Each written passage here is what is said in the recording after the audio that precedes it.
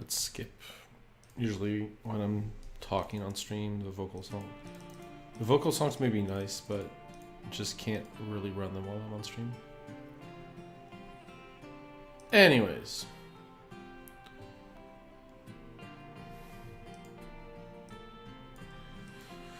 Okay, so this deck. This was a community voted deck. So what's kind of going on? What is the deck trying to do, right? You probably, even if you're like experienced in Modern, unless you've kept up with like super recent developments, this deck is like kind of come out of left field a month ago.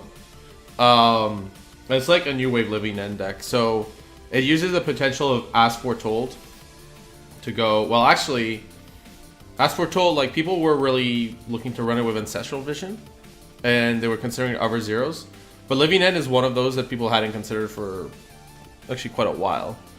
So this deck just runs the combo of As Foretold and Living End, so a bunch of cycling creatures, As Foretold, and get there. And it's just doing so in a mono blue shell. So because you're in a mono blue shell, instead of like the tricolor shell Jund that uses Dread Return and Violent Outburst, you're much more on the plan of interacting with your opponent. So playing Spell Pierces and Spell Snares, Remand, a Mana Leak, Cryptics, and just buying time until this As Foretold lands, and then you can wrap the board and also get this Ancestral Visions going.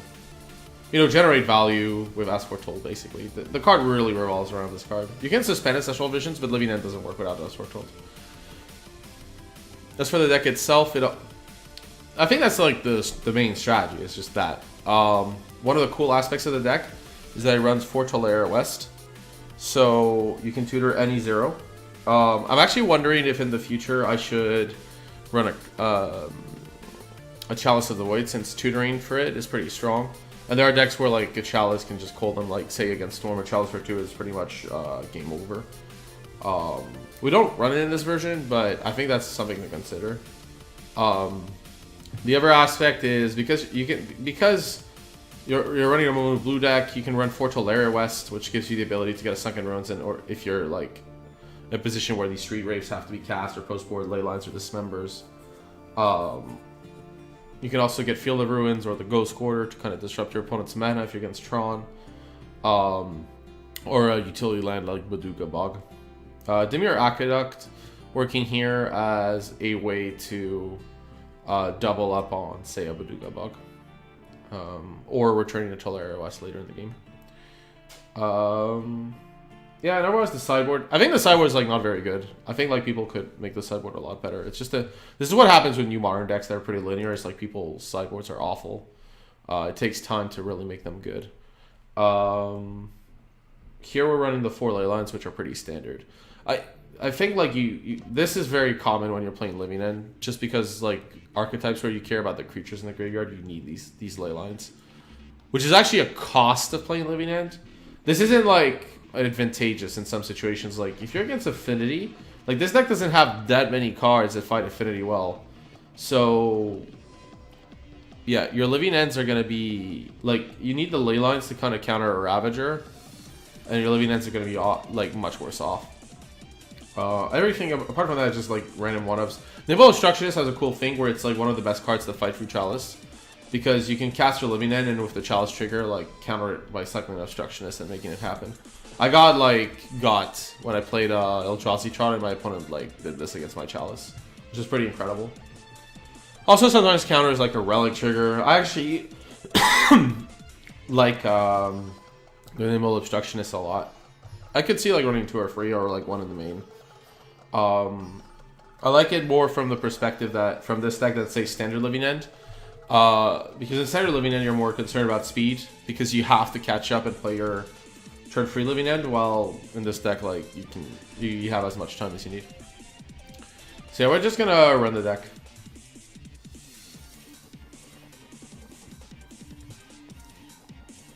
Let's put this here. Okay, that was weird. That was pretty poor. Okay.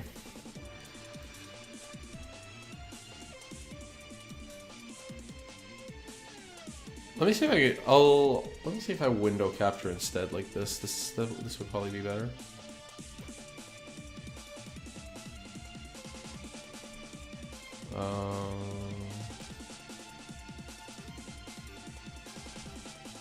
Right. Give me some time to arrange this. This will look better, so it's worth it. There was a recent Moto update that kind of did put everything back, which was awkward. And then we want to put that below the deck. Yep. Alright, this looks much better. I could also move the score a bit to make it look a little more centered. Right, okay.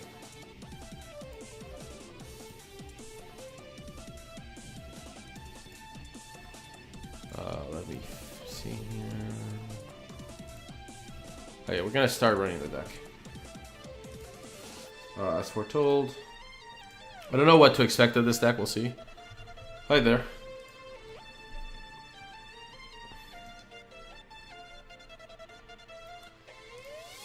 Right. Let's see how this deck runs. I'm pretty sure I'll want a Chalice. I think the Chalice is really good in this deck. Like, you're not playing that many ones, and the decks where, like, you're Chalicing for 1, the ones are not very good. Chalice for 2 is a little more hurtful for you because of Romance. But it's not that big an issue. Like, if you're Chalicing for 2, it's usually against Storm, and those are matchups where you really need it. I've also seen this deck run 4 Leyline of Sanctity in the past, but I don't really like that. It takes a lot of sideboard space. It's very hard to cast. It's almost impossible to cast, apart from As Foretold on 4. And honestly, you also play 4 Ancestral Visions, which are one of the best answers to discard spells.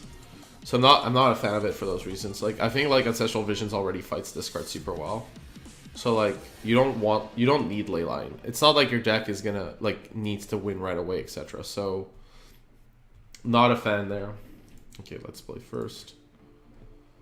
Well, this hand has no blue mana, so we can't keep it. It does have Field of Ruin, but yeah, no blue. A single island, this would be like a snap keep, I'm pretty sure. We'll mulligan. Okay, this is not as good. This is obviously not as good, but we'll keep it anyways. We have like Waste the Cycle. We definitely want the As Foretold. I ran this version that has a main deck Pact in the Negation because I like that you can get it with Tolaria West and Substance Arrows. So here we're gonna go Island and pass. We know that the top card is As Foretold, so we're not gonna. I'm not gonna cycle it because, in case our opponent has like a way to look at our hand. We're probably going to remand anything here, and it's a good thing that we have this Ghost Quarter. But yeah, I'm gonna cycle the street right now to get info. But it could be like this is a mistake if my opponent plays Relic. I'm not gonna suspend the Ancestral Visions here because I want to remand the play. I could like remand my opponent's turn 2 play, but sorry, turn like 5+ play. This is awkward. I didn't really expect to face Bluetron, so I can't really run As Foretold into this. So I might have to. Well, I definitely have to wait a turn. The Ghost Square is nice. I could suspend the Ancestral Vision. That gives me less value from the As Foretold. I'm just gonna pass here, but basically our opponent has to screw up for us to win this game, I think. Because we have no lands. Next turn, if we have As Foretold plus Spell Snare, that's actually really good. But yeah, Field of Ruin. Okay, well that's kind of interesting. They're definitely gonna pass in first at end of turn, so this puts us in a tough spot. They're probably gonna condescend for X equals free too if we get there. Ugh. I could run out an As Foretold, but that just runs into too many cards. So it's more like a tempo problem than the scry problem. Okay, I'm gonna just... No, I think Remand plus Spell Snare is good. I like remanding our own spells, we just don't have the mana for that. Okay, our opponent does nothing.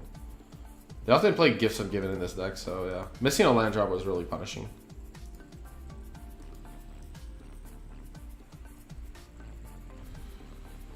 Yeah, like we just want to draw lands, and we're not getting there anywhere, which is awkward.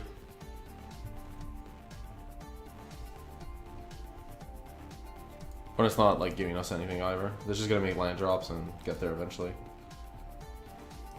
Which is very awkward. They might play something with backup, which would be really good for us because we have Remand plus Snare, so that draws us a card. Okay, this is good. Them tapping is very good for us. I'm remanding basically anything here. It doesn't really matter what it is. Just to draw a card. Really? Come on. You wanted to do something. Come on, do something. Make the mistake. Tap your mana during your own turn. Excellent. Okay, are you gonna feel a rune? Ballista. Ballista's not really a problem. I might spell snare it, mostly to remand my own spell snare. Like my plan here is to spell snare this, hope my opponent responds, and then we can remand our own spell snare. There's not much you can snare there. I think there's like Talisman of Dominance is like one of the only cards. Okay, that got countered. That's unfortunate. There's not too many 2s that we want to counter outside of their own counter magic, but they're gonna condescend for X equals 2, most likely. Spell Pierce, it's okay. Yeah, you can see the problem. Like we didn't draw any of the cyclers. I could have suspended Ancestral Visions like all this time ago, but I mean we were facing Urza's Mine, so like I can't really put them on like going to Island and then this happening. So I think what happened was like unfortunate, but it's what it is. Like,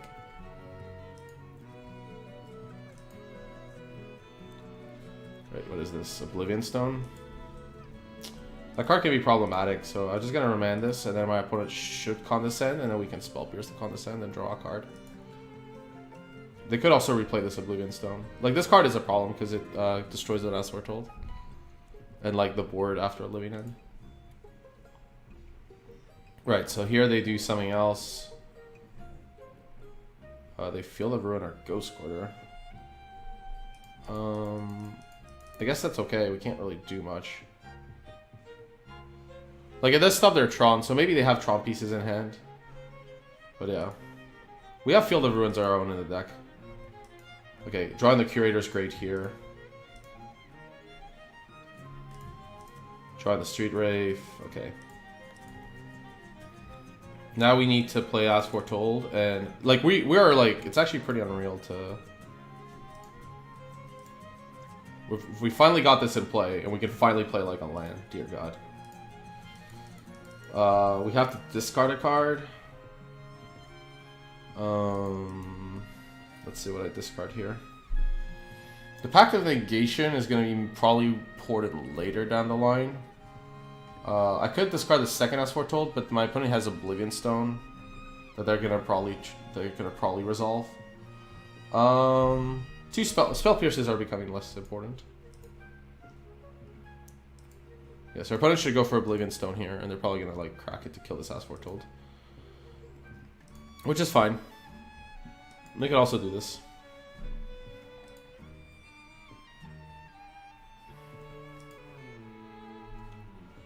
Yeah, the lack of lands has been really unfortunate. We don't play that many lands, that's true, but we play a lot of cyclers, so like not hitting our cyclers is hard.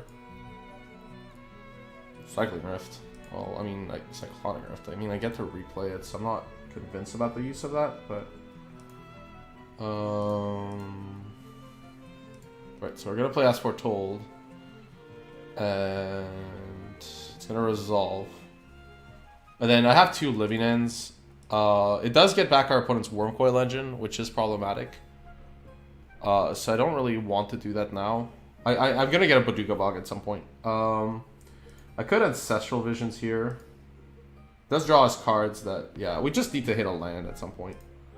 Right, land. We have 9 cards. Let's see. Probably going to have to interact with what our opponent does at some point. Pact of Negation was tap us out. I think we're gonna just discard a Living End and a Strip Riverwinder.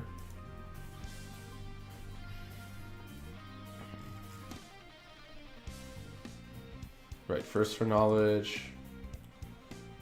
This is awkward because it gets more stuff in the graveyard, but yeah, our plan is to at some point draw the Baduga Bog or Tolera West for it and get rid of our opponent's graveyard.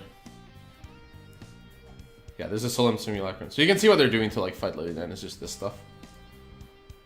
They're pretty unlucky on Tron themselves though, to be fair.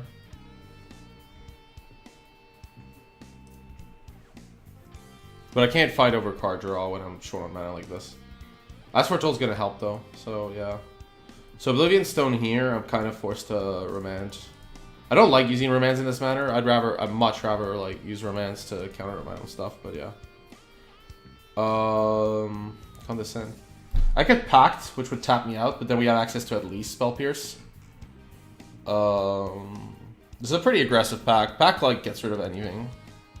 I could just leave the Oblivion Stone in play. It's not like the end of the world. Yeah, okay, we're gonna let this resolve. It's been unfortunate, but yeah. Yeah, like missing our land drops so long has been a problem. And like, I mean, we did 2 Ancestral Visions too. Yeah. Yeah, so we put a time counter, which is good because the Spell Pierce is free. Okay. So because of Oblivion Stone, yeah, I'm gonna cycle this. Field of Ruin is okay. They have a Field of Ruin themselves, so I don't want to play my Field of Ruin into theirs right now, because I don't really care if my opponent Field of Ruins me. Let's cycle. This is a problem for Field of Ruin though, so we're gonna use this later down the line. Okay. Let's just play the island and pass. Yeah. Now we're drawing our lands, but it's a little late.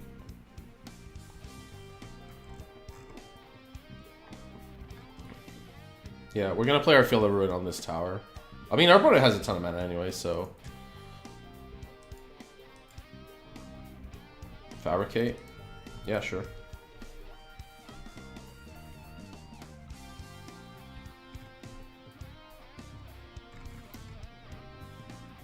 Expedition map? Okay. Sure, you can have map. That's fine.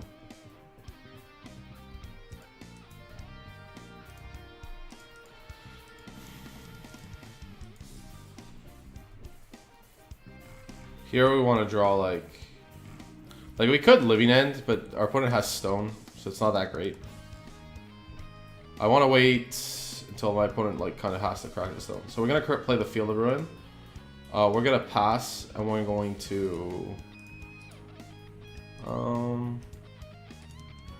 I'll stop on opponent's upkeep, since they probably have more than enough islands in their deck. And yeah, I want to make sure they crack this map on their own turn. When they have the, yeah, so first for knowledge. This is a good time to get rid of this other Field of Ruin, but I don't care. And Spell Pierce is obviously not good here. Just gonna let this first for knowledge resolve. Yeah, you can, well, discarding the Walking Ballista is nothing here, but yeah. Right, so we're gonna put a stop on our own end of turn, so it doesn't give our opponent an extra mana on theirs. Power plant, okay.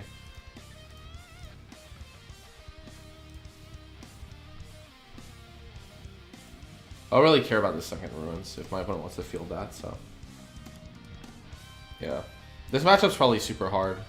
I mean, it's definitely hard when we miss our land drops, but it's a lot harder in this scenario where, like, yeah, we just draw cards in the wrong order, basically. Like, the lands came a little late, and so we were forced to, like, discard cycling creatures. Yeah, Spell Pierce isn't doing anything. This one-off Pact is pretty critical, but our opponent's gonna be, like, chock full of, like, counter spells and stuff. So yeah, having to use our Remands, like, on their spells was bad. Like, you want to use Remands on your own stuff if you can. Repeal as Foretold? That's fine, I don't mind. Like, what I care about is this O-Stone, not this as Foretold. Since the O-Stone can kill as Foretold and the Living End that comes from it.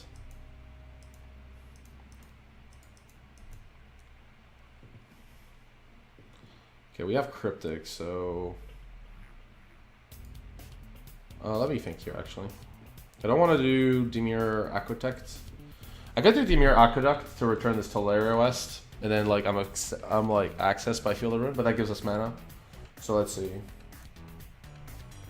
I would do it next turn, though. Like, we're not transmuting Teleria West this turn, so... I think it's better to do it next turn. So we're gonna just play Island as Foretold. Opponent might do something, and we have Cryptic and Spell Pierce and Pact. Well, this is pretty good. We're gonna value a Spell Pierce. I mean, I could also like just pay 5 here.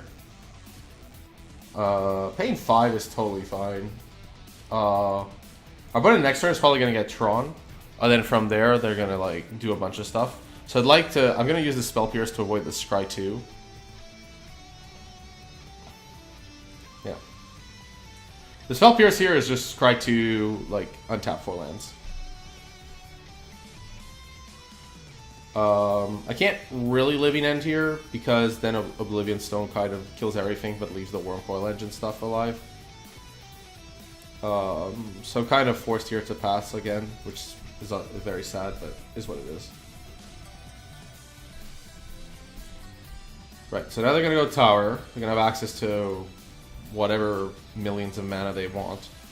They have access to how many Condescends they have left. I can't remember if Blue Tone plays Remand. They usually do, just because they want to buy time.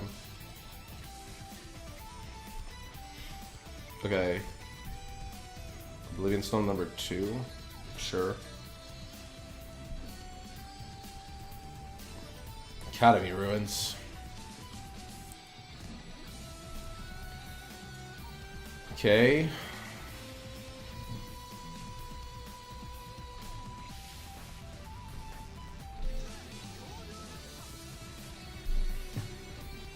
Yeah, the fact that these creatures don't generate value when they come into play is a problem. But like, they're the only 1 blue cyclers, really. We don't want to give our opponents Solemn Simulacrum or Coil and stuff. We're probably gonna transmute. I want to transmute Tolaria West for Brugogog this turn, but then Academy Ruins is gonna like essentially get back like whatever artifact card my opponent feels is important. So I need to deal with his Academy Ruins at some point. So I'm probably gonna get a Field of Ruin or something. But maybe I don't need to do this now. Let's see. I have 8 mana.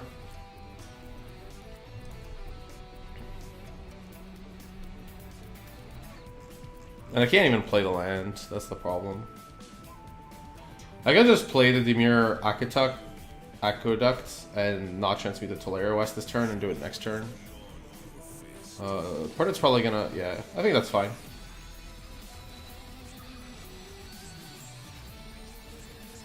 We'll transmute when our opponent has less info.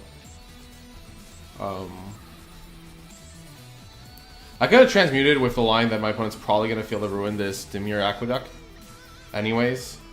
So like I would have the extra mana, so I probably could have like transmuted knowing that that would happen. So my opponent gets map.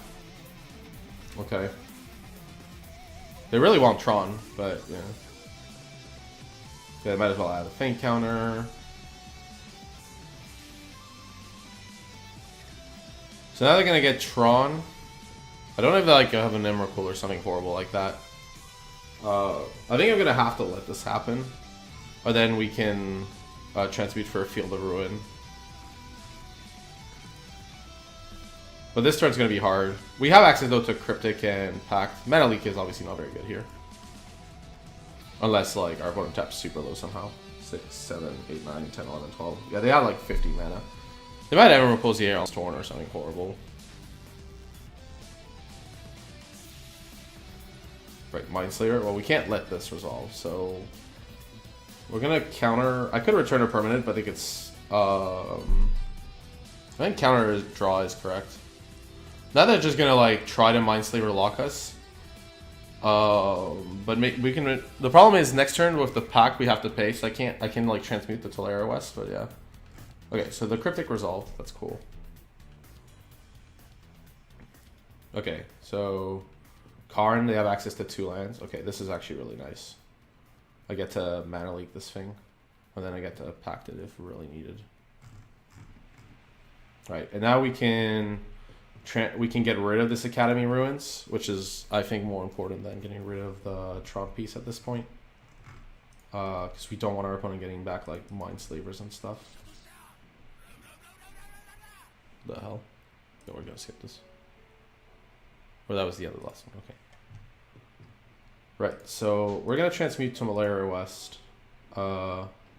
using Dimir Aqueduct to get kind of that out of the way. We're gonna get rid of this Academy Ruin since it's much more dangerous than something else. Like what I like about the Talera West is you can transmute for like other cards later too. I could like take the. Let me think. I have Cryptic. I'd rather like Field of Ruin this turn, like for sure. Like while my opponent can't like get an artifact back. I could also like with Dugabok, but this kind of I think does a very similar job. Right. Then we have access to Cryptic.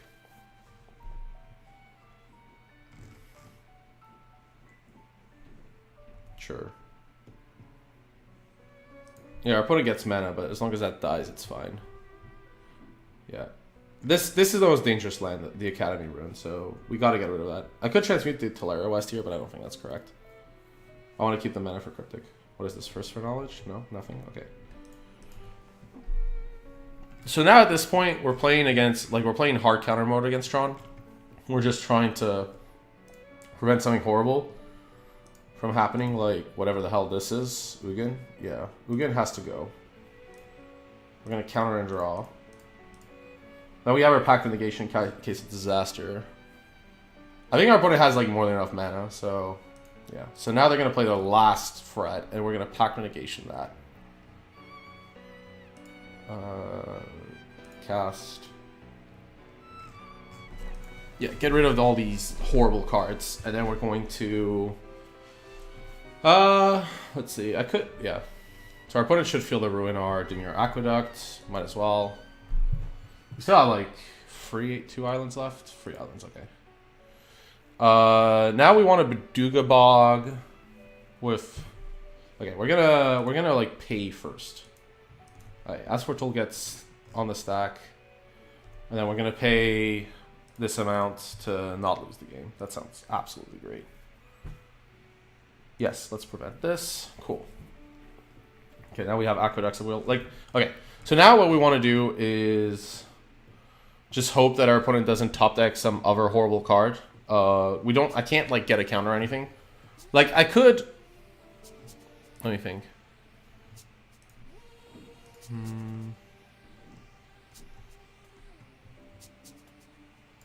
Like I could. This game has lasted a while. Like I think like their graveyard is only relevant because of Living End. So I think this turn we want to get Beduga Bog, and play Living End. I could like cycle first, I guess. 1 second. Oh, they have Oblivion Stones. We need to do something about these, sadly. But at least we can start getting rid of the O Stones one by one this way. Like we have free Living Ends.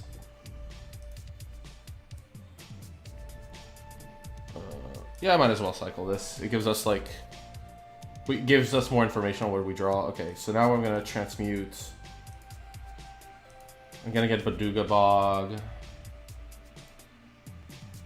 I'm going to play... We're going to exile that graveyard. And then I'm going to just cast Living End, which is going to get back all this. And then we can look at our... I could have looked at my opponent's library too. Right, so... I want to... Actually, this is totally fine as is. So... Remand top, then top Cryptic, then top Curator. Okay. Okay, so now my opponent's going to O-Stone, because they have to. There's just no way around that. What are they? Oh my god, what is this? Oh, this is O-Stone. Okay, that's fine. Like they have to like use the O-Stone. There's just that's automatic. Like we're gonna have to just fight for these O-Stones. Worm Coil. Okay, that's frustrating. That was their like one draw. Living End gives them like tokens, but it's not so bad. That was a really frustrating draw. We had like a turn where I was hoping they had nothing, but I could cut their Tron off with Field of Ruin, but I know the top cards are very good, so we have time. I'm gonna just cycle this. Here I'm gonna play as Foretold. Let me think. We have 6, 7. I know the top card is Remand. And I don't want to shuffle that right away, so yeah. Remand is totally fine to have in these matchups. We still have access to... Yeah, they put a fake counter on that. It's okay. We're going to bounce it in return anyways. And then we're going to Field of Ruin, so they have access to 6. They still have access to 12 mana. They have access to all the mana they need. So like this Field of Ruin is not going to do much. It's mostly just going to shuffle our deck. Right. What is this? Really? Another big threat? Wow. Repeal as Foretold. Yeah, that's not a problem. I could counter the repeal by bouncing with Cryptic and drawing a card. That might be actually okay. But then I don't want to draw a remand. How many Cryptics do I have access to? Still 1, 2. Okay, this is like one of my last ones. And we have access to 2 more living ends. I think I'm fine with this repeal. Hard counters are not easy to come by. Okay. Right, so we want to Field of Ruin this. I don't think I want to draw the remand here. I want to draw something else.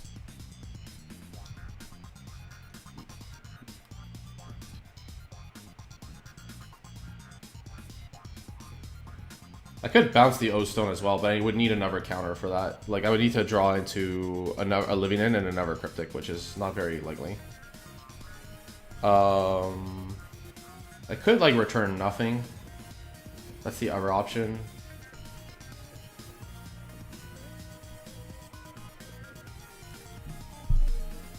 I don't have to do anything now, do I? No, I could just draw my card. I like tons of mana. Okay, we have 2 Cryptics, so... We have 11 mana, so I can play the As Foretold. And then the plan is to Cryptic bounce the O-Stone, and then... and then counter it on the way back. What is this? O-Stone? Yeah, sure. We have 11 minutes, so I'm gonna like focus on time here. This match has like lasted way longer than it should have. This was a really long match. Right, so we take the hit, that's fine.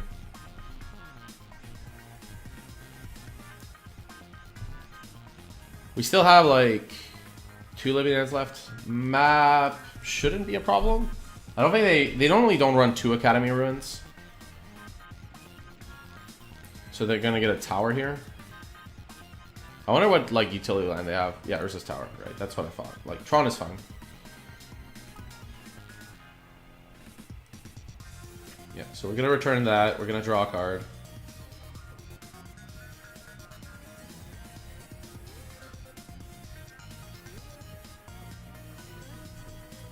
They could technically sack it, but that just seems terrible, so, yeah.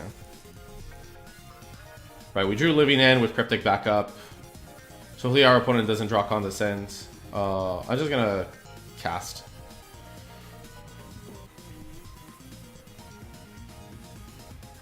We're gonna look at their top cards, just to make sure that they don't get the card I'm worried about here. Right, so, oh my god, what is this? This is horrible. Dear lord. This is the top of their deck? Really? Dear lord. Condescend is essentially a hard counter. Mindslayer is also like really bad. Dear god, this top of their library is awful. I can't believe I'm actually looking at this. This is bad. Because we have to clear the... I could let the O-Stone resolve and work. This free living ends. This is a lot to fight through. I didn't know they were... normally they only run Mindslaver. Shoot. How bad is Mindslaver for us? We have Ancestral Vision and they can do a lot of nonsense, so...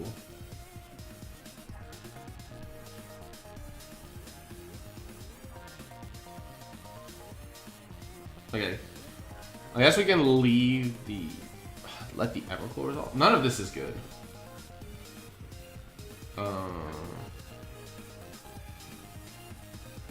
This is horrible. I can't actually believe all of these cards are relevant. We're gonna have to let the Leonstone resolve, so I'm gonna have to leave this Mindslaver first. Actually, I should have done Mindslaver Condescend, but yeah, my opponent has Mindslaver first, which is horrible. At least they can't Mindslaver lock us, but yeah. They're probably wondering what the hell was on top if I'm getting a Mindslaver here. So kind of here we're forced to counter this. And draw a card. That's just a horrible sequence. Because now we're out of cryptics and hard counters, so that's basically it. Like, I could remand the O-Stone. It's not going to do much, though. Like, remanding this is just... I don't think it's leading us anywhere. That's the problem. I could have, like... look, when you look at free cards, you're hoping that one of them is a dud. I think is a totally reasonable, like, line to take. And then you can, like, cryptic and remand and stuff. But, yeah. Yeah, so that works. Okay, we lose this game, and we have 9 minutes to win 2 more. That was unfortunate. Just whatever. Yeah, we're dead. I can't see us winning now. We don't have any more hard counters, and our opponent has like stuff on top that kills us. I'm just gonna concede here. We need to win the next games, and that like Aquatex was really brutal. Okay, Sorcerer's Spyglass is very good against them. Leyline is okay because they have first, but it's not like that great. The spell's obviously insane, as is Rejection. Hurkyl's Recall isn't that good. There's not that many things you want to do, but Nimble Obstructionist is good because it counters like O-Stone's ability. I don't like in this matchup. The Spell Snares do almost nothing. Spell Pierces are also pretty hopeful, especially now that I know. Mana Leak is like okay, but like yeah, the way the games play out, not normally good. I can cut like a Living End, I guess. They have counter magic though, and like they'll have Graveyard Hate. I think a Living End being cut is okay. We're gonna like hard cast our creatures a little more post board. Right. And then we're gonna submit as is. We have Batuka Box, so I don't think we need, and Dimir Aqueduct to return it, so I don't think we need Leyline. Yeah. That top of deck was just brutal though. That was just like, it was like, yeah, man. Like Mindslaver Condescend to protect our own stone with Miracle. It was just bad. Okay, we can keep this. Ghost Quarter is nice, yeah. And we have some Cyclers and Remand. Yeah, the matchup's slower, so I think we can cut a Living End. But yeah, like this all kind of came like, okay, well, they're going to go like Blue Tron. I didn't realize they were like Blue Tron because they went Tron Piece and then Island, which was obviously a disaster for us. Because our hand, like, couldn't develop as we wanted it to. Okay. I'm going to recycle the Riverwinder because the Curator has a higher chance of getting played. Okay. End of turn. Okay, we have Ancestral Vision. There's not too many cards at 2 that I care about in this matchup, so I'm just going to do that and play Ghost Quarter. This is really awkward, though. I really don't want to play this Baduga Bog right now. Like, I'd rather it comes later. But we have a Dimir Aqueduct, so it's okay. We can maybe wait. I mean, we can maybe get it back.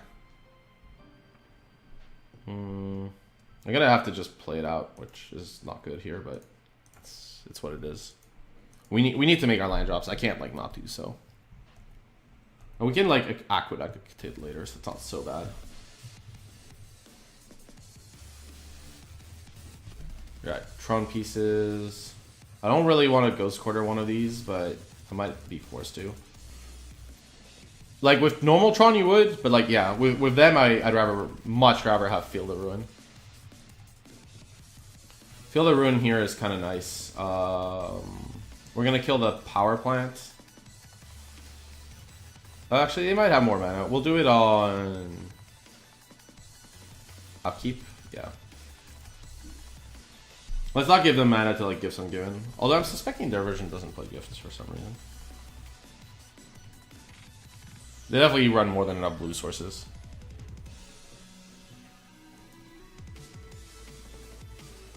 Right, so we want to kill the Power Plant, mostly because while it's possible that they have 2 of it, right, so they first for knowledge on Upkeep, that's okay. I don't mind. I don't want to really fight over card draw. Yeah, they discard Wormcoil Engine, which is fine. We're not as all like they think like the Wormcoil is probably safe, but we still have the Dimir Aqueduct to get rid of it, so it's not so bad. Like we can just hard cast the Fret, yeah. So they had the second Power Plant in their hand. Normally you want to like kill this because the tower being the last piece is bad, but it's possible we should have maybe killed the tower. Now we could Ghost Quarter the power plant, but that puts them at a mana advantage. I'm gonna cycle the Aqueducts of Will for sure. And then the Curator, okay, so we can cycle the Street Rave too first. Visions. The Curator is like a threat, but I'll still cycle it. I don't really want to tap out next turn. Okay. Hopefully we draw like a land. That would be great. As Foretold. As Foretold is interesting here. It doesn't run into Condescends for 1. So I'm kind of tempted to just run it out here. If my opponent has Remand, that's awkward. But it allows us to go As Foretold Visions maybe with Remand. Okay, they have the actual Remand. That's unfortunate. Right. So now I'm kind of forced and priced into destroying this power plant, sadly. I was like playing around Condescend for 1, but yeah. The thing is, we do have an Ancestral Vision in Suspend, so yeah, it's not. It's totally fine to do this. Alright, so Crucible of Worlds. That's really bad for us since it gets back power plants ad nauseum. Relic of Progenesis. Okay, well you can sack this if you wish. Okay, we're gonna lose the Ghost Quarter. They can sack the Relic if they wish. I don't really mind. Okay. Oh, this is gonna come off Suspend. It's gonna draw some cards, which is great. Right, okay. So now we have Dispel, Rejection. These are all pretty powerful. This might be a good turn to Living End. The problem is they get back a Wormcoil Engine. And then we don't have any backup because we somehow didn't draw an untapped blue source, an untapped mana. It is a good turn to Living End though. They might crack the Relic, but then if they crack the Relic, then they can't get back, like this graveyard's gone, so it's not so bad for us. I think that's fine. We'll do this. It might be a mistake to run into what they have, though. Like, if they get Tron next turn, we're gonna, like, get destroyed here. But, okay, it seems like not so much. Our hand is pretty stacked, so I'm gonna look at theirs. Their top and make sure that they can't. So we're gonna leave them with Fabricate first, I think. Yeah, O-Stone, Condescend, Fabricate. I'm gonna play this Tolaria West since I don't have a ton to transmute.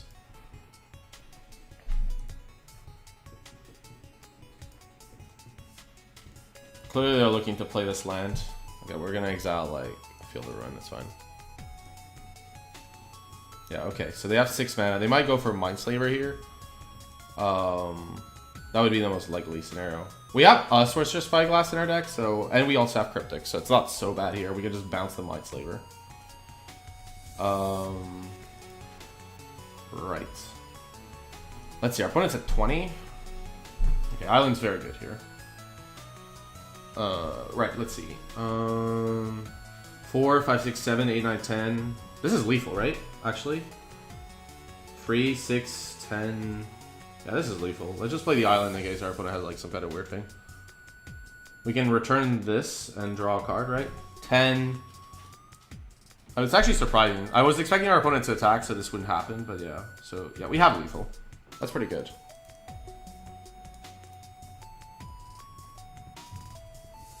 Easy. Alright, I don't know why our opponent didn't Relic. I suspected they have just F6 didn't expect us to Living End that turn. On the draw, let's see, they have... Spell Pierce is... Mana Leak for sure is bad. Spell Pierce sometimes can get there because it costs 1. But we have access to Dispel, so it's a little less relevant. I think this is okay, like... Spell Pierce doesn't stop Wormcoil. It does stuff like an early O-Stone or like a First for Knowledge sometimes is okay.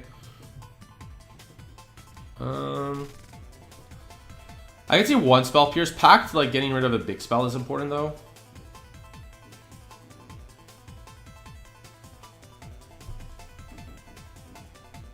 We could cut like the Aquatex of Will. Yeah, 1 Aquatex for 1 Spell Pierce is fine. Okay. We have like 5 minutes or so. We'll get there. We did that match in like 3-ish minutes. Okay, so here we're gonna keep this and we're gonna suspend Ancestral Vision on turn 1. I'm not gonna, yeah. We have enough mana that I can do that, I think. But yeah, suspending Visions on turn 1 puts some pressure. Relic, yeah, sure. And it counters this plan. Yeah, I think that's still correct. Like, they might go for a map, which would be awkward, of course, but it's fine.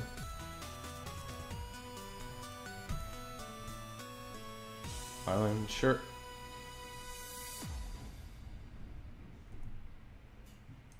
Right, Street Wraith. Okay with cycling Street Wraith, it's fine. We'll lose it to Relic, it's not a problem. Yep, got it. It's fine. Like, we need to like sift through cards quickly. I'm gonna play the Tolaria West here. Rejection is like a hard counter, so it's pretty precious. But our opponent might jam like an O-Stone here, and I'd rather rejecting it rather than remanding it is powerful. Although of course, like then we can play As Foretold, but yeah.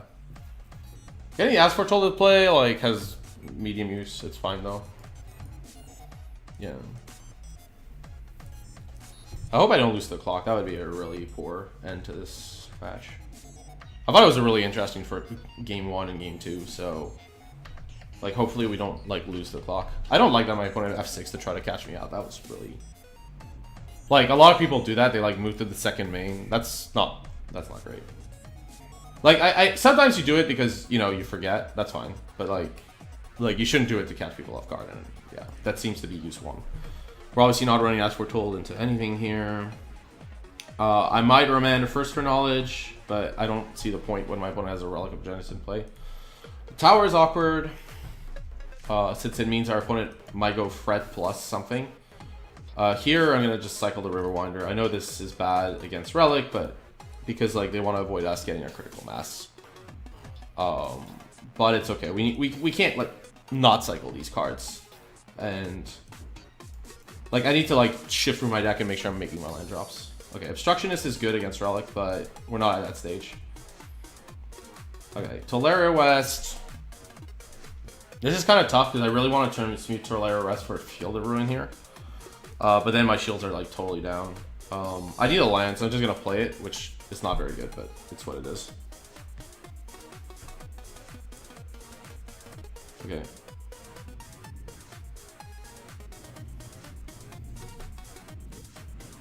Right, we exile our, yeah, Curator.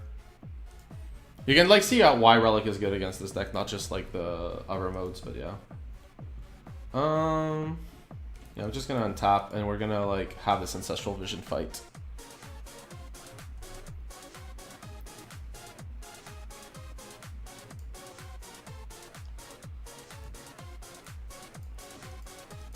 Remand it. I could like remand my own visions. Yeah, we're gonna just let this happen. If we draw a land, we did not draw a land. But if we drew a land, we could have had As Foretold plus remand, which would have been really good. This is actually kind of tough now. I'm just gonna suspend this again. We'll see it. I think we'll see it in time.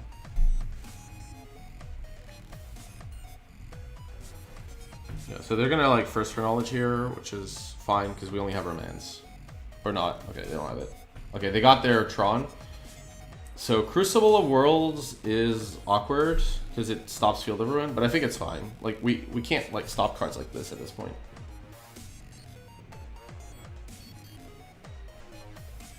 I might just flash this thing in actually and like start beating down. Yeah, I'm just gonna like flash this in. It's just a threat. Like, it's totally fine. Right, First for Knowledge, get some creatures. I don't know if my opponent values first a little too much, maybe. They could remand this Nimble Obstructionist or Condescended too. Right, 2 lands in the graveyard because you can get them back. First again, yeah. We have like Rejection as a hard counter and Remand to protect our rejection, so it's not so bad. But yeah, they're just like, okay, just the lands is pretty strong. That's why they wanted to wait, I guess, on the first. Is like they could see if this Crucible would resolve. Okay. We could resolve the As Foretold here, but yeah, there's no real reason to. I'd rather keep up remand, rejection.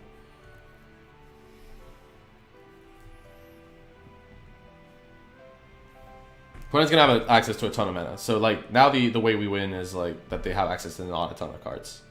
That like yeah. Remands are not very good at like destroying their own spells, so remands are really gonna be for us to count like return our own counters against their counters. Tolaria West, transmute. Okay, I can't stop that, so I'm guessing this is like Academy Ruins or something. Walking Ballista? Oh, that's pretty cool. Oh, that's cute. Yeah, okay. I might remand Walking Ballista depending on what the cost is. What is it, 2? Let me think. They don't have access to blue mana, so this is a good time to counter and draw. And then we can rejection the second threat. So our opponent decided not to have access to blue mana. Yeah, we can exile the Cryptic. Our clock is low, our clock is low, so this is awkward, but yeah. Now we can pay rejection against Karn. Or Wormcoil is fine too. Yeah.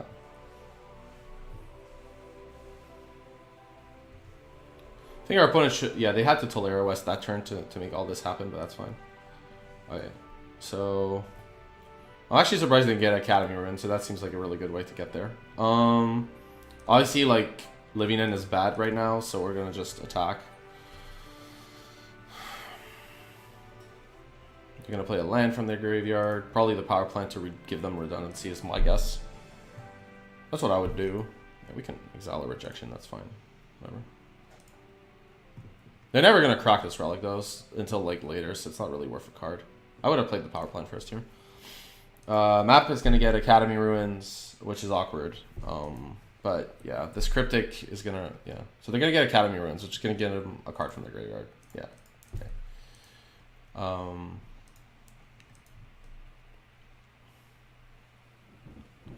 Because our counter is like Emrakul is super bad for us.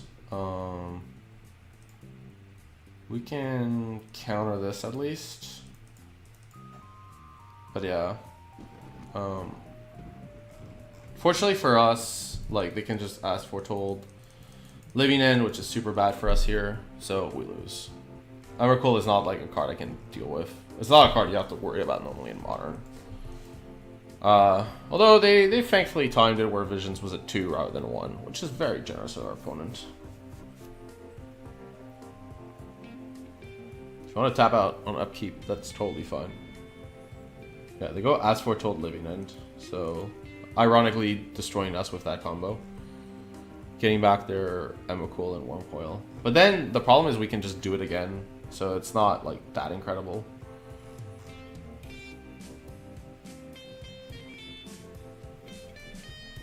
They could like cast a Remand. I mean, sure. They get like the Wormcoil engine tokens, which I'm not happy about, but it's okay. Could be worse.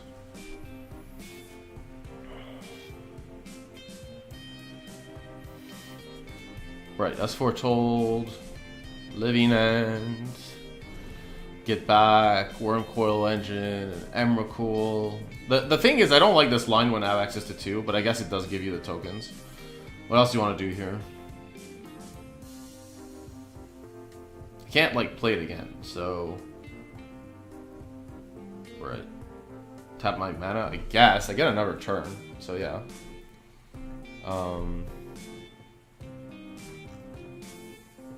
They could crack the relic here, but it at least gets rid of their okay. Right, put time counter, Ancestral Visions, target ourselves.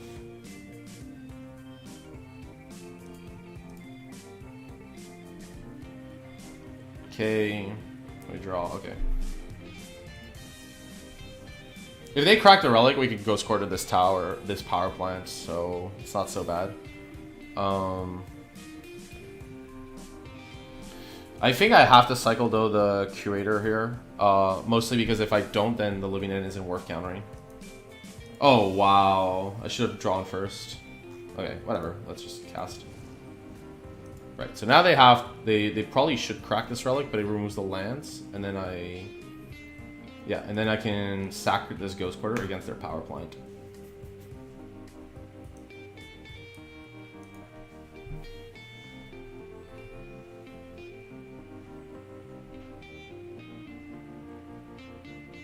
They get an expedition map back. I'm fine with that. That's okay. Right, so these go to the graveyard. They get some tokens. Let's see. I have like a bunch of romance. And my opponent has like a map in hand. I think I can play the Foretold here and like just have the spell up. I need to get like a little unfortunate, and romance aren't like stopping anything, so yeah. We're gonna like lose this game on time, which is kind of a frustrating one, but yeah. Right, so they play map, they get power plant.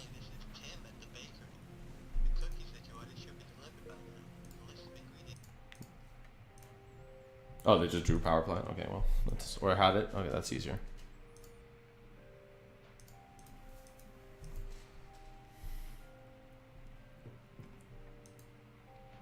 Yeah, map. What do you get? Like, I'm pretty sure my opponent has everything they need, so it's fine.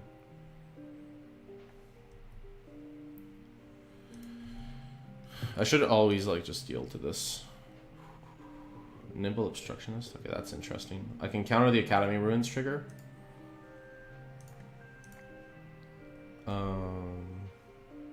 Yeah, so I can counter the Academy Ruins trigger here, or the map trigger, but I think the Academy Ruins trigger is more powerful here. And then I can put this in my graveyard.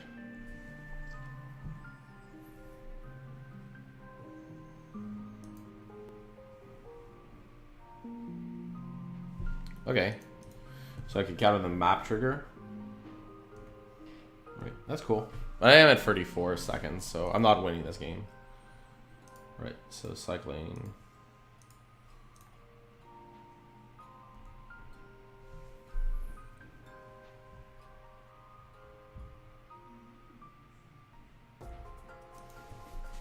I could also like cast the Strip Reminder next turn, but yeah, I'm gonna lose the time.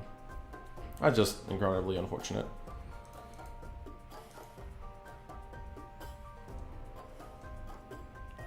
Might have had a shot like in a full round. I'll count this as a loss though. Like I am unfavored to win, so it's totally fine as a loss. As in like I could have like tried to keep this in case I drew a land, but I think it's fine to do this here. Curator is a little closer. Curator is castable, so I'll keep it. Yeah. Okay. They kill Baduga Bog, which is unfortunate for Arkaduck, but that's fine. Yeah, like I'm gonna lose the time. There is a chance I could have won here in this scenario, but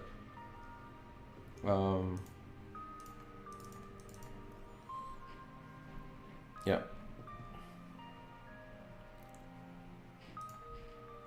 Because yeah, like I have like as foretold, I can block this lifelink creature and then block the death one touch one later.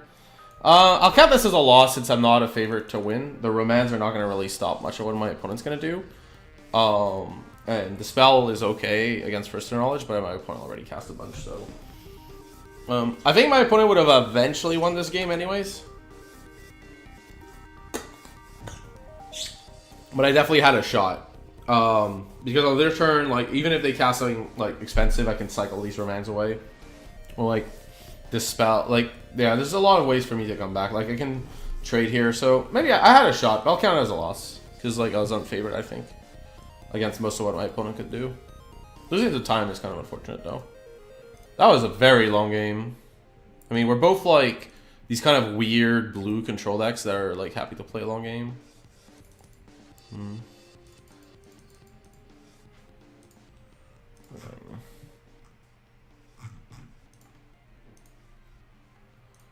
Right, let's play first.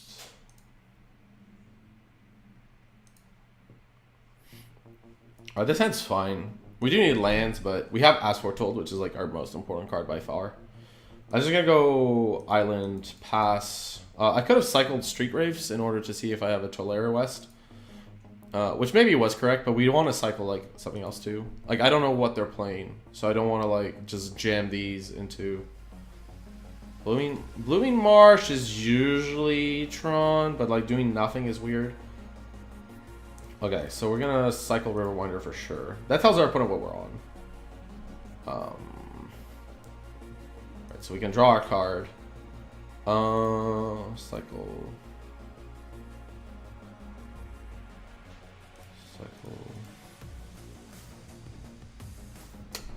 I definitely want access to more mana later, so I'm gonna play this Baduga Bog now since we don't have anything else.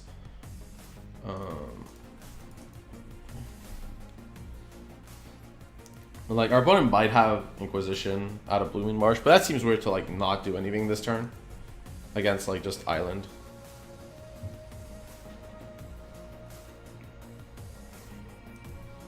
Double Blooming Marsh, Scavenging Ooze? Okay, well that's gonna be a problem.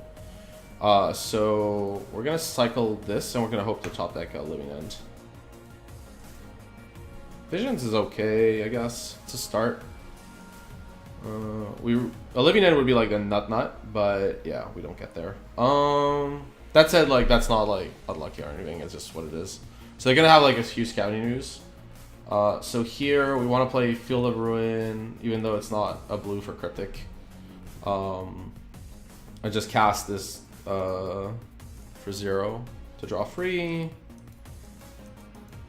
Right, we have an other Ancestral, which is good for next turn, but yeah. Our opponent's Scavenging is going to be really powerful here, sadly for us. I can't even like Cryptic bounce it until like it's too late and it's really eaten everything. Our opponent here should just like use this 3 times if they can. Like if they have like an Evergreen source, I just like eat my graveyard. I clearly don't have Living End, but I drew free. It's super risky. I'd do that now.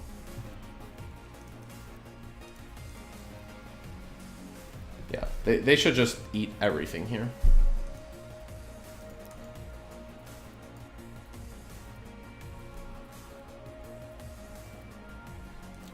We do have Tolaria West in our deck, so if we draw that, it's really good too.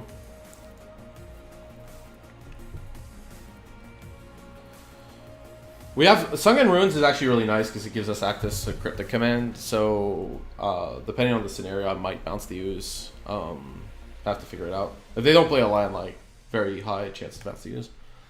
Inquisition here wouldn't be a problem. Thoughtseize might be though.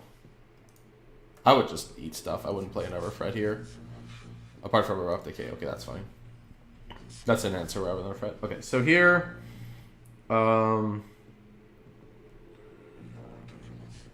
let's see. Let me skip this. We have a lot of cards, so I kind of want to bounce the Ooze, but not right away, since it's gonna eat our graveyard anyways. So I'm going to play Sunken Ruins, and I'm probably going to like counter bounce. If they do nothing, I'm just going to bounce draw. I know that like they've decimated our graveyard, unfortunately, but then we have time to rebuild. I think the biggest thing about this Living End deck is it's not like all in, so you have like time to rebuild and stuff. And like take damage because you can rebuy time and all that stuff. Right, Bloodstained Mire. Don Junt? Okay. Junt is rare.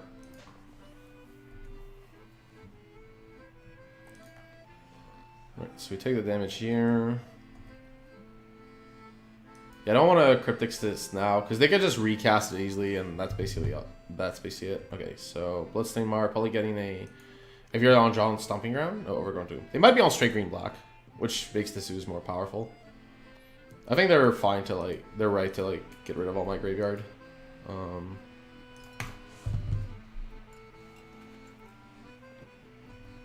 Yeah.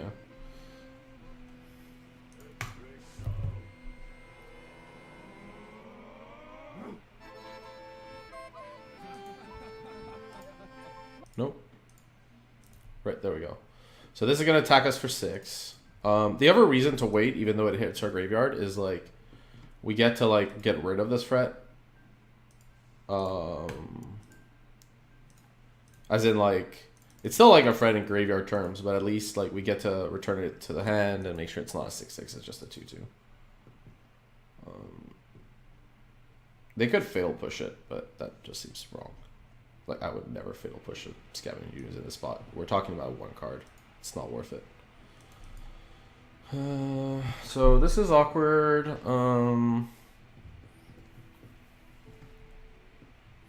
Like, I could cycle Aquatex at will, but yeah, I have to hit not super bad, because like this grows the Ooze, which is bad. Spell Snare is very good though. So Spell Snare allows me to kind of hit the Ooze, but if they have a discard spell that's bad, we'll cycle though. They go for Ooze. I'm probably gonna, let's see, I'm probably gonna like Field of Ruin now. Well, they're just gonna get a forest. I don't. But I can't really do much else. So rather than give them more mana, we're gonna do this now. We have an Ever Field of Ruin anyways if needed. So yeah. We're probably gonna get a forest for what it's worth. No, we're not. We're gonna. So like we are at 7, so our opponent could easily put a big clock on us. Next turn, the plan is I will pact any secondary threat. I won't pact the discard spell because we have the option to run Ivor. Right, so Ooze we Spell Snare. Okay, this isn't Ooze though. It gets harder if it's like a Liliana. Liliana isn't too much of a threat. Field of Ruin. Yeah, they're on straight green black. The Field of Ruin is the biggest sign of that. Do they have Liliana? I could like pack this, but we have a lot of cards that don't really do much. So, it's just like the question is, do I have enough time to deal with this Lily? I need to draw like an As Foretold, because like yeah, just like removing freelance is bad, but they have a lot of cards that do nothing. I'm gonna just pack this Lily, and then we're gonna pay mana. So here we're going to Spell Snare the Ooze, and then we're going to suspend an Ancestral Vision. Alright, Spell Snare Ooze. Now we kind of like are in trouble against a Goyf of some sort, of course.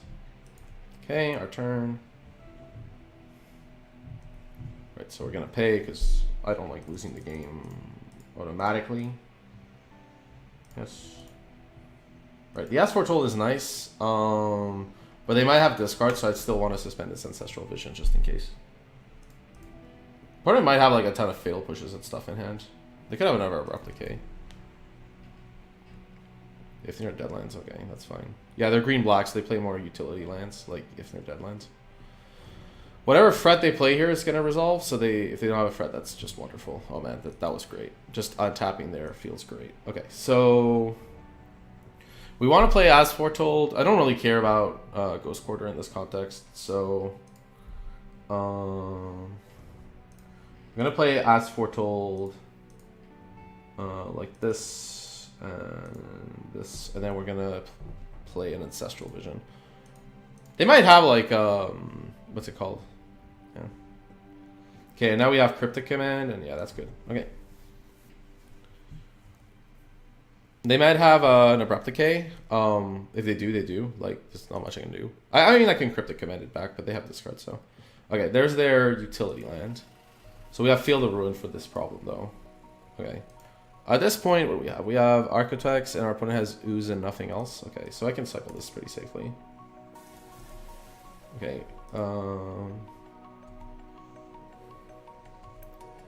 Right, so... Right, we have Remand. I could, like, just play Field of Ruin to deal with this. I think I'm gonna, like... I'm gonna, like, do the Ancestral Vision. We can do the Living End later. This is just no rush. We can do, like, the Living End when it's even more massive. Okay. Yeah, we don't have to do anything here. We're pretty good shape. Our opponent flooded out pretty hard. For black-green, this is a ton of lands. So that's really unfortunate for our opponent's side. They seem to have flooded out really hard, so... Yeah. We're gonna feel the Hissing Quagmire. Might as well. Oh, Urborg? Okay. Urborg is nice. It makes the Sunken Ruins much better. So, Quagmire... Oh, might as well. Yep.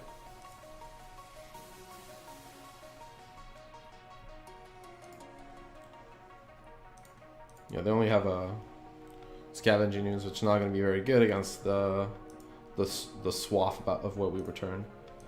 So right, let's just cycle this. Cycle curator.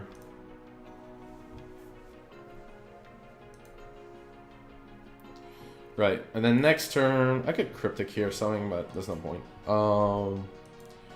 Right, so yeah.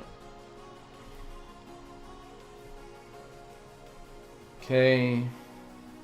We have Teleria West. Teleria West would get Baduga Bog, which is... Oh, we have it here, so it would only get Aqueduct.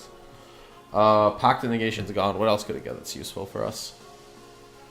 It's okay. I don't think it's going to do much now. We already played the Pact of Negation, which would be a really good one to get. I think I'm just going to play the island here, and we're going to cast this Living End here. We got more than enough power compared to our opponent's one scavenging news. And then we got both Aquetex of Will to stack their deck in our deck. To be fair, they can shuffle, but I think that's okay. So we look at ours.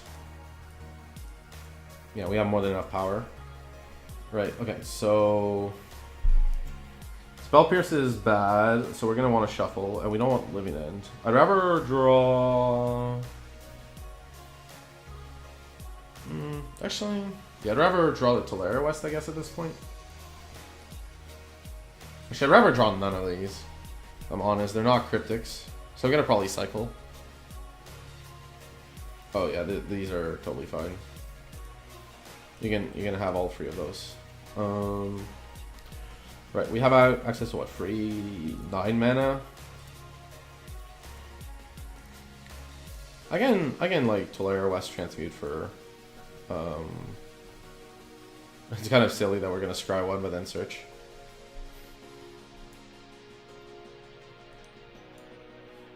The synergy right here of this deck.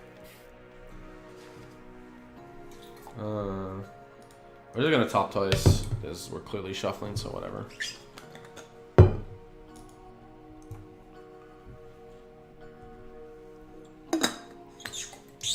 The second New Ruins has actually been kind of nice. Oh wow, we already casted all of our Ancestral Visions. Yeah, we're gonna get the Dimir Aqueduct. It's very slow, but I probably should have like not played the land this turn and just done the Living End first, but it's okay. Yeah, and the Aqueduct can get back like whatever we feel is necessary. So yeah, at this point, our opponent can finally play their Fatal Pushes.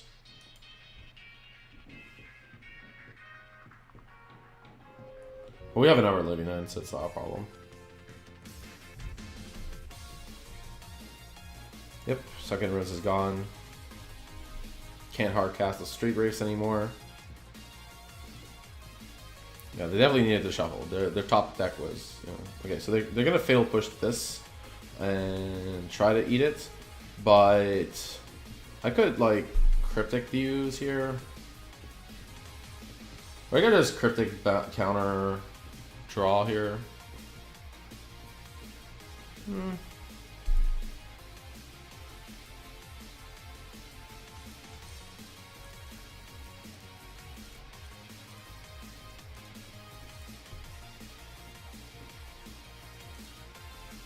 Yes, we can cast creatures off this. This is just any spell.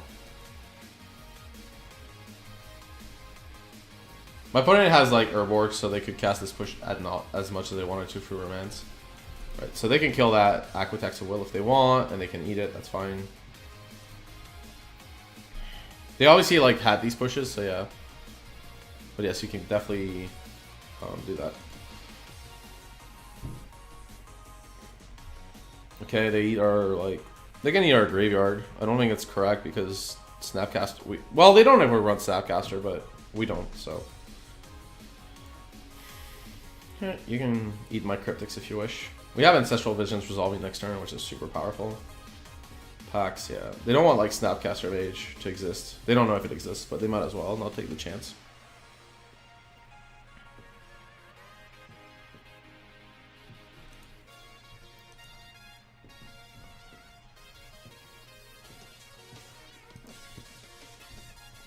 Yeah, these remands are pretty bad now. How many cryptics have we used? 2? So we have 2 cryptics left in the deck. I did use one on like one of the pushes on these flyers, but I think that was okay. I could have like just let it happen too.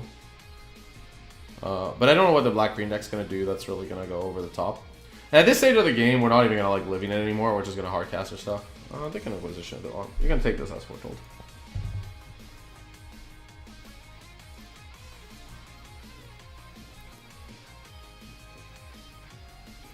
We could take the living end, but we still have 2 in the deck, and yeah. Yeah, discarding the living end there is making us scry 1. Spell Pierce bad. Right. Now, hey. Okay, Cryptic is clearly amazing. So, yeah. What is this? Maelstrom Pulse. Okay, that's why they didn't do it. But we can remand this. And then we can cast it off as Foretold for the second one. So they're gonna just recast the Pulse, and then we're gonna like remand that Pulse.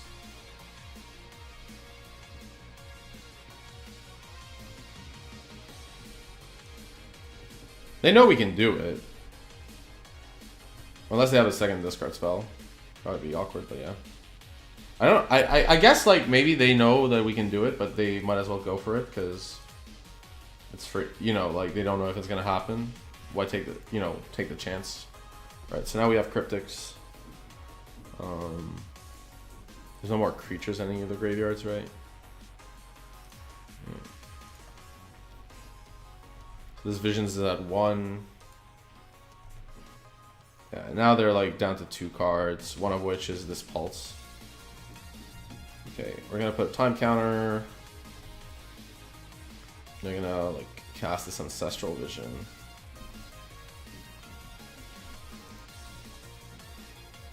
Target ourselves. Draw a myriad of cards.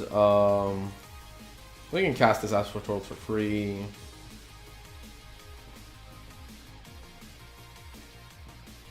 I don't even know what we can Tolaria West anymore. Like, the bog is gone, and I guess we could get a living end since Ancestral Visions is done.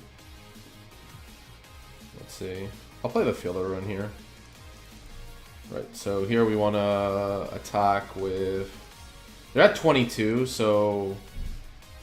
There's already 10, 15... I think it's fine to attack with everything. I can't like, see my opponent coming back. How much mana do I have access to? 10? I want access to both cryptics, so I guess I'll just pass. I could like cycle one of the... No, I can't. Okay, so just pass here.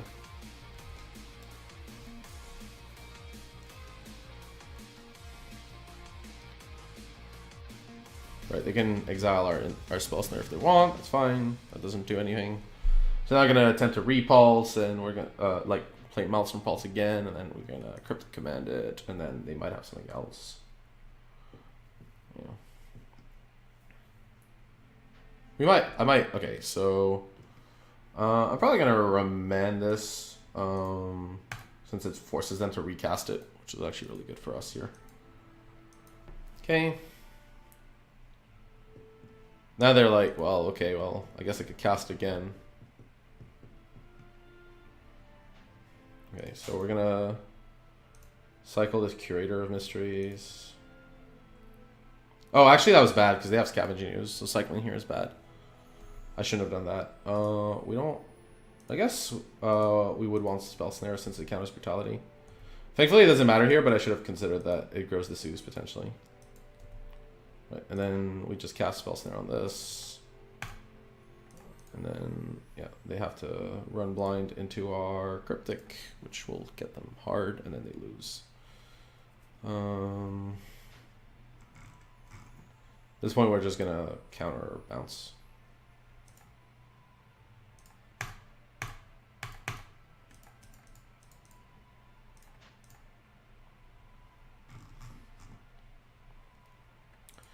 Right, and now they lose. Just gonna have 6 and good to attack. This deck is really clock intensive. Because you have like a lot of decisions and the games go long. Living End like never felt like that. Yeah. Okay, Explosives is good because they play Tarmogoyf and Ooze. Spell Pierce is not very good. Like it does stop discard, but I mean, it's okay. They have discard spells and like the games go long. Remands are like only so-so because like they have a lot of cheap threats. I don't like Pact against them. Obstructionist is okay. We want ley lines. The ley lines hurt their goyfs and how many ley lines do we want? I don't know if we want all 4. That seems excessive. 2 might be enough. Dismembers are good. I guess Spell Pierce is good because it gets discard a lot of the time. Or Pulses or something. The fact that it costs 1 is why it's good. We want to max out on Living Ends because they have discard. Maybe the Obstructionists aren't so good. We want the Explosives too. What do I not like? Architects of Will, I can lose 1. I think Remands are not very good against them. Because they like have a lot of discards, so Remands are much worse than usual. Malik's okay. Spell Snare is okay, because like they go up on cards. And you just want to buy time. And obviously you want to max out on the number of Cryptics. I think 2 Leyline of the Void is okay. Like you want the effect, but drawing many is a good way to lose. We also have Baduga Bog. I'm not sure about these ley lines actually, but like, what would I want on top? I don't really like Roman against this card, especially on the draw. Like they're not like that short on mana when they're straight up green black. When they're like Abzan or something, like Roman is a lot better.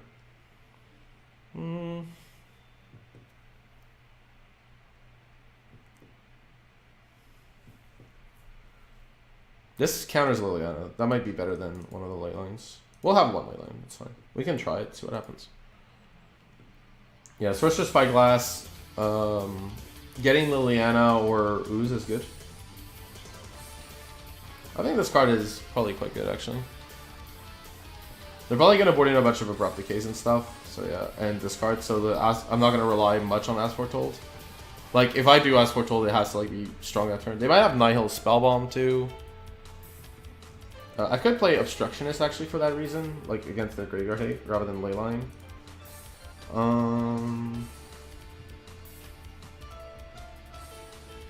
Like, yeah, they know about this, but it does counter a Nihil Spellbomb trigger. This hand is fine, not great.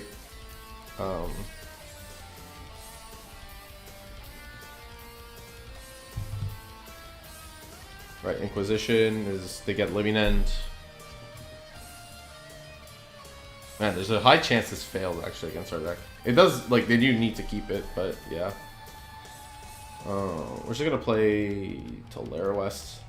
I'm not in a rush to cycle here, so I'm just gonna keep my hand as is. We also have a land to play this as Foretold, so Vicious Bubble. Really? Okay. Who are they targeting? This is good with fetch lands, I guess, but not Grim Player. Oh, okay, that makes sense. Yeah, Grim Player is super powerful. I think if they have Grim Player on top, then I might be a lot more inclined for Living End. Okay, so we can untap. That part is fine. We have Dismember in our deck, so I'm kind of incentivized to.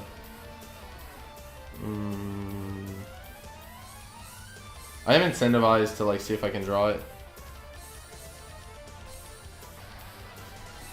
Living End. Okay, we have As Foretold and Living End. This is bad because it gets creatures. Okay, we're gonna do Sunken Ruins. 1 second. This is really hard because we're never getting like a second mana unless it's literally like if we draw Spell Pierce or Spell Snare. Taking a hit from this is actually a pretty big game. I think it's fine to do this, but I'm not happy. Right, they look at ours cards, yeah. So they know what our next draw is.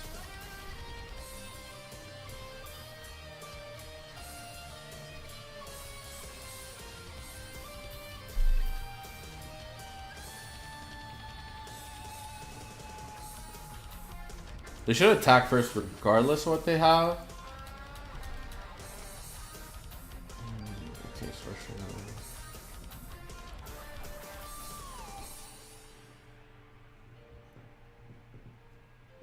Okay, what is going on here?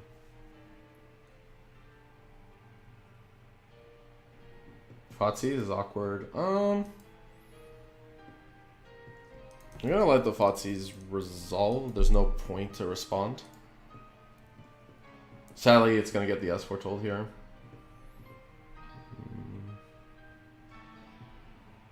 We're gonna draw this set, yeah. But there's like the question, should I cycle Street Wraith knowing that they have discard in their deck?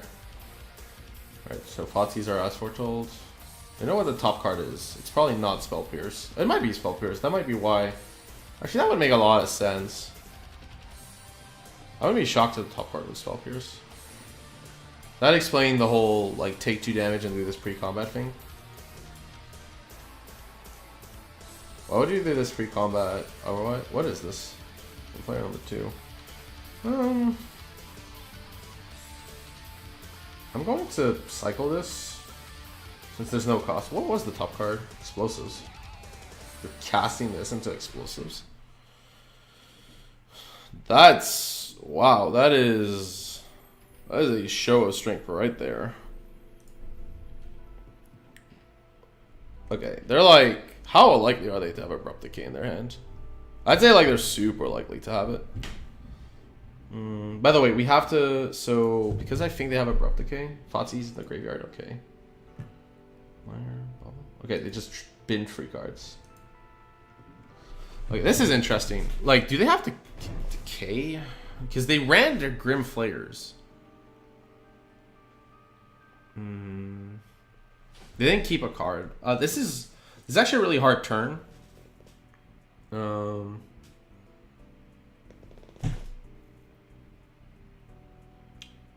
Because our opponent, yeah, this is a really, really hard turn. Because like our opponent, like played a second Grim Flare, which means they have an answer to this, and they binned a Fotsy's. So my question is, do they have an Abrupt Decay or not? That's basically what I'm like going on. Because if they don't have an Abrupt Decay, like I should cast this Explosives. Because aside from Decay, there's not much that deals with Explosives. But the fact that they bin this Fotsy's when they know I have a Cryptic leads me to believe that they might have another discard spell, which does sound unlikely. Oh no, they didn't bin a Fotsy's. They bin like a Bauble, a Flare. Yeah, okay, they bin the Flare. Sorry, they already played. It's possible they have it. If they have like the discard spell, if they have the Abrupt Decay, like I should definitely cast this. If they have the discard spell, I mean I should cast this for the discard, and I shouldn't play it against the Abrupt Decay. The way they played. They play a second Grim Flare into this. They know this is coming. It leads me to believe they have Abrupt Decay or discard spell. I think Abrupt Decay is less likely because they'll play like 2 or 3. They might have Pulse though. So I'm gonna like just keep this in hand, and we're going to Tolaria West for a Baduga Bog, which gives us like a hybrid chance, I think. Okay, we're gonna Tolaria West for a Baduga Bog this turn.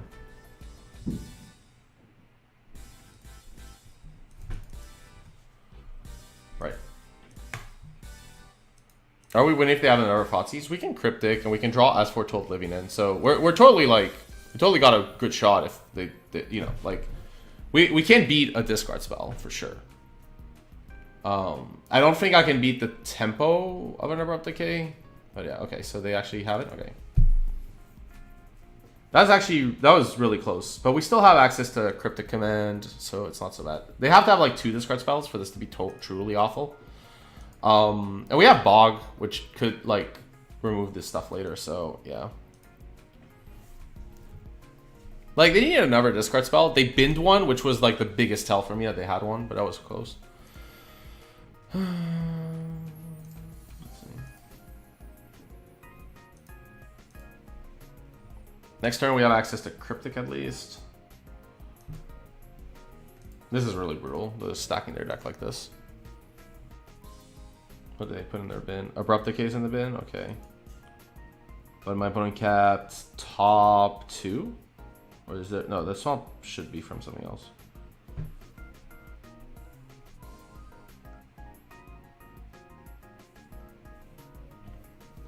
Right, but if they have Abrupt Decay, then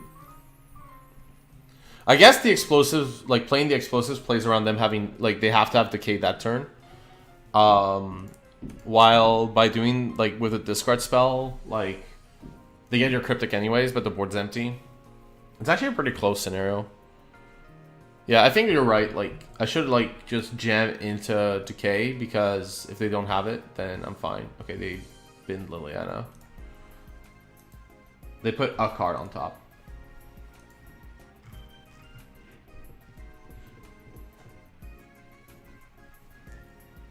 They put 3 cards on top? Okay, what is this last card? Okay. Oh well, we got lucky, so whatever. Let's see. They're gonna get back a Grimflayer. Yeah.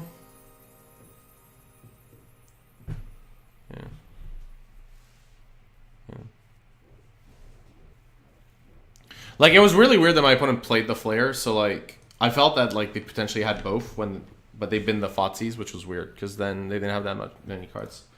We got no punish though. I'm just thinking, Fauna Bog before or after. After seems fine because like they only get back a Grimflayer this way. Actually, I mean I put 3 creatures in the graveyard and we could like get back this Bog later. How many creatures do we have? Street Rave Curator. It's not that many in play, but they have no cards. Well, they have the cards they're gonna draw off the top, but yeah. We know that they're drawing 3 cards off the top. I'd rather, let's see, would I rather them have a Grimflayer and 3 creatures in the bin? I think it's fine to have 3 creatures in the bin like this. Yeah, 3 creatures in the bin is okay. We can get rid of them later. We got really lucky on this as Foretold. But yeah, I should have just played the explosives out. But then they can just hit us, stack their deck anyways, and then they don't play out this Goyf. This was really lucky. Yeah. So now they have a card on top, which we don't have, which might be good or bad. We're definitely gonna feel the I might Cryptic Command or I might feel the Ruin, but yeah, I don't know what their top card is though. Like they kept the card on top with the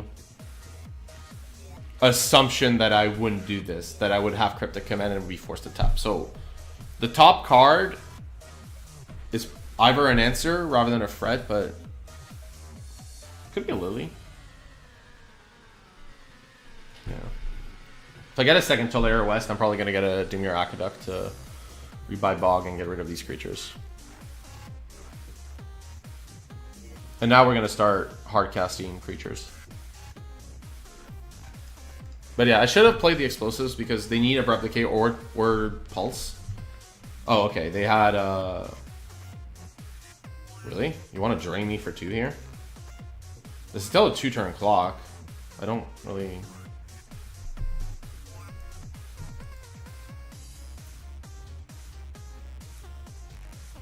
Yeah. The Abrupt Decay was correct. Yeah. Yeah, I think it was correct to do the Abrupt Decay. I mean the explosives into Decay. The problem is then they get Goyf, but you exile their graveyard. But like the Goyf is still a 4/5 or a 5/6 or something, so it paid off better. But that's not the question, right? Like, because they can all like if we play the explosive, they can also stack threats on top. So that didn't happen there because of the way the game was played. But like, yeah, like they kept because then they take the living end. We're gonna keep this. We're on the draw and we have a cycle and we can suspend visions. Yeah, like they were right to play the Flare even if we like go for the line of playing the explosives. Okay, this is gonna be a long game. Cycle. Well, I want to suspend visions, so we're gonna do that. And then we're gonna just play the Tolaria Rest and potentially suspend the second visions. What is up with all these control and blue decks? So many, dear God. This is like the longest league, and I'm only on game 3, and this league has already been infinite. Okay, Search for Scan is super bad for us. I could suspend this. I think it's fine to suspend. It's hard to jam as Foretold against these decks. Also, like this way, like when these come off suspend, we can just jam the Foretold on the same turn. But yeah. All the women's. Oh, they're on straight blue white. Okay. They're gonna have Field of Ruins and Okay, this is straight blue-white. Okay. The Remain's okay. We're gonna just play this Twilight West, of course. Yeah, basically it's their search for a scanner that's gonna get them, like, moving. Okay, Colonnade, right. We kind of have to remand any card our opponent cast here. We don't have the mana to, like, return on our... That's one thing, is like these remand and blue control mirrors are a lot harder to use on your own spells. Like the biggest use of remand in these situations. The one thing is blue decks like this don't have that much counter magic. They usually have cryptic only. Shame we don't have that extra land. But next turn is going to be interesting, so I'm looking forward to it. They don't have remand for these visions, which is nice, so yeah. What is this? Cryptic bounce a land. Glimmer of Genius.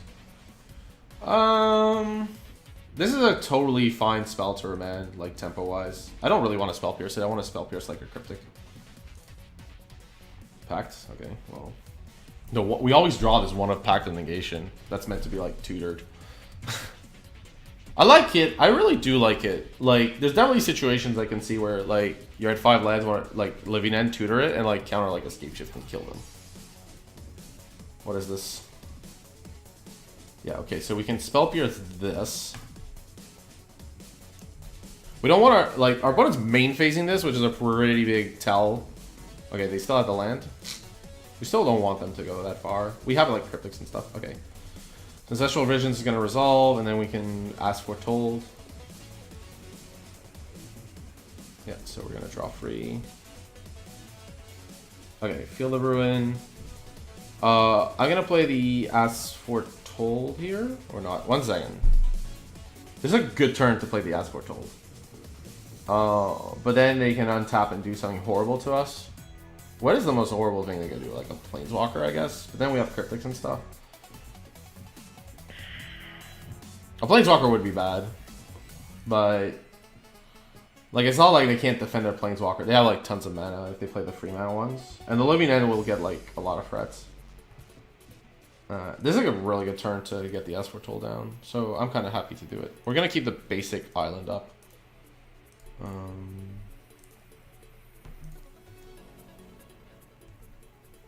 Yeah, we clearly don't want a Living End now. We could like Living End. We could have Living Ended for 2 cards, but they play Verdict and stuff, so not really much of a use here. Right, so now they're gonna play like their big threat. This is Sphinx is for free. That's okay. We have Ancestral Vision, so yeah. I'm gonna discard a lot. Yeah, I think okay. So we're gonna cycle this. Aqueduct. Well, that's not the line we wanted, but we have this Ancestral Vision, so it's fine. Okay, time counter.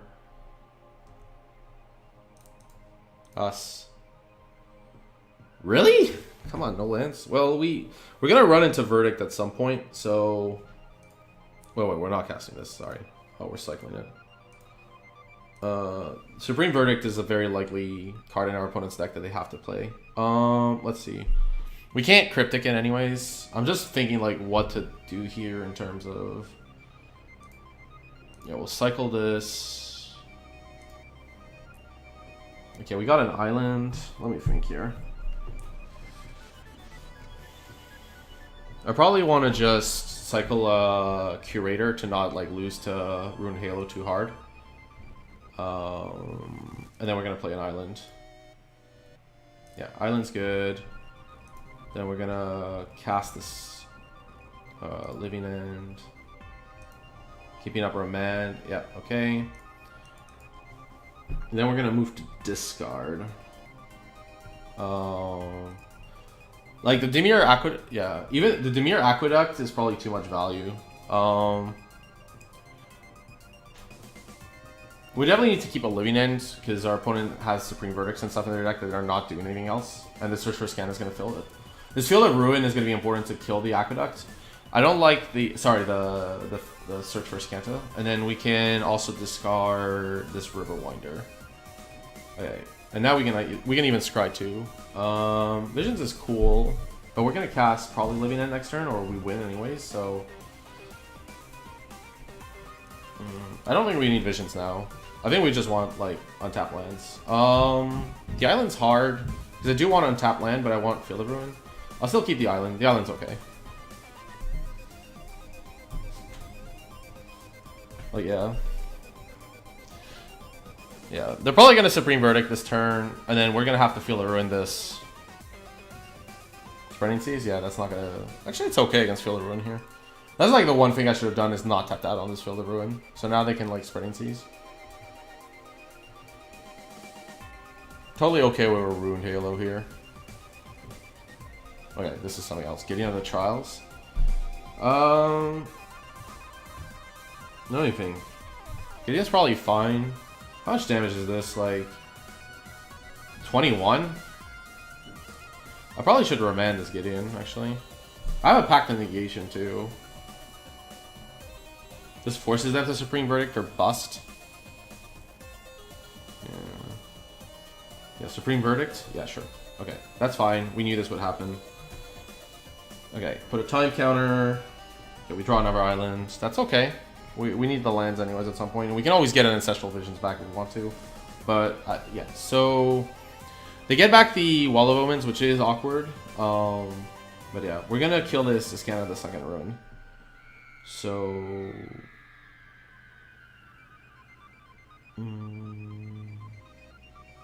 Yeah, island.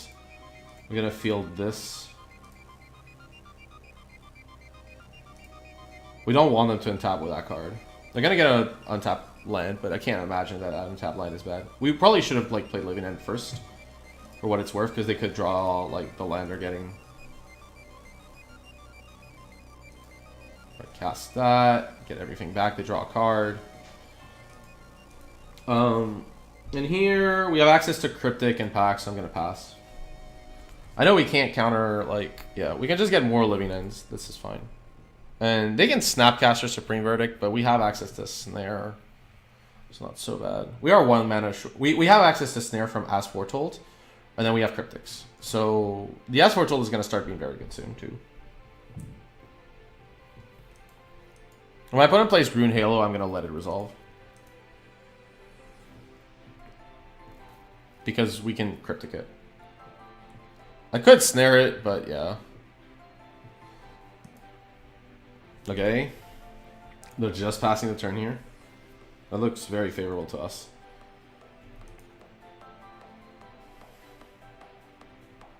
Oh, they're gonna Cryptic tap? Okay. That's fine. 1 second. Is this lethal?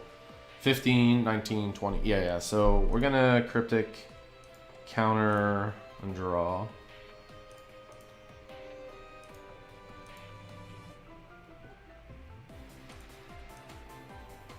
Then they're gonna like play Logic Knot, and we're gonna, or that's fine too. We can play it off as Foretold for free. Counter, draw. Right, time counter, and then we swing for lethal. This is 15, yeah. I don't need to bounce. It was 22 damage with the block. Sorcerer Spyglass, very good against blue-white. You get to like name a walker of your choice or a few things. Leyline's not really necessary. I know they have Search for Scanna, but this is what I mean with like, if you like, most of you probably missed my preview on this one, but like, this is why like the sideboard of these new decks is bad, is because like people play like a bunch of guards that like end up being so-so, and Leyline's probably one of them. Obstructionist is okay. It's a flash threat and that stuff. The spells are obviously good. We don't want dismembers. They do kill some of the Gideons, but yeah, that's not a winning line. Spyglass. Spyglass stops the Scan of the Second Ruin. So we want these, and against them, Romance pretty good. Like, most of the counter magic is good. Spell Snare is like weakish, but it gets Search for Scan on the draw. To be honest, we're pretty set up for these matchups. I think the Aquatex are probably the weakest creature, so we'll be down some creatures. We can lose a Living End since the matchup's longer.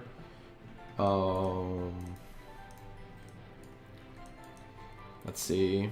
We can lose a Street Wraith. It's not that great. We can actually lose 2 Street Wraiths. They're not that great in this matchup. We're going to lose a bunch of the creatures and one of the Living Ends and go towards... Like, the games are going to go longer, so we're more likely to hardcast our creatures. This As Foretold is also very good against them. It makes Rune Halo a little better against us, but we can Cryptic that if we need to. Right, so this is kind of nice because we have access to Spell Pierce. So the really hard part here is, like, do I basically suspend Ancestral Visions or Spell Pierce? Like, every turn is important for Visions, but I think I'm going to, like, Spell Pierce, because if they have Search for a Scanner, they're 100% playing it on this turn. They're always jamming Search if they have it here. If they don't have it, like, I guess Gideon could come down on turn 2 too. But Wall of Omens? Okay. So we missed out on the Ancestral.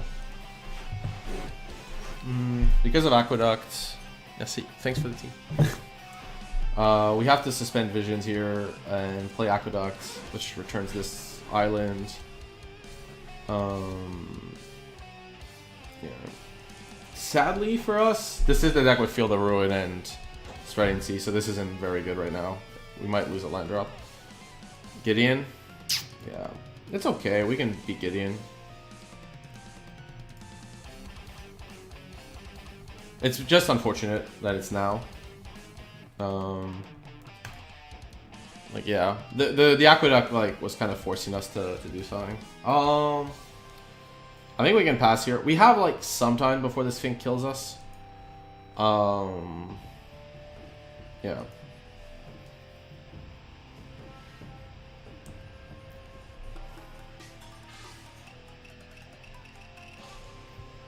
We can't kill it by just hardcasting some Nimble Obstructionist.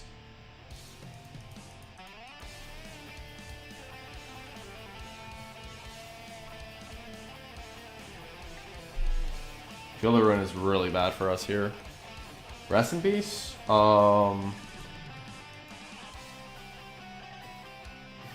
Rest in peace is awkward. Because I don't have like a counter and it stops the living end plan, of course. And the Spell Pierce is not paying for this.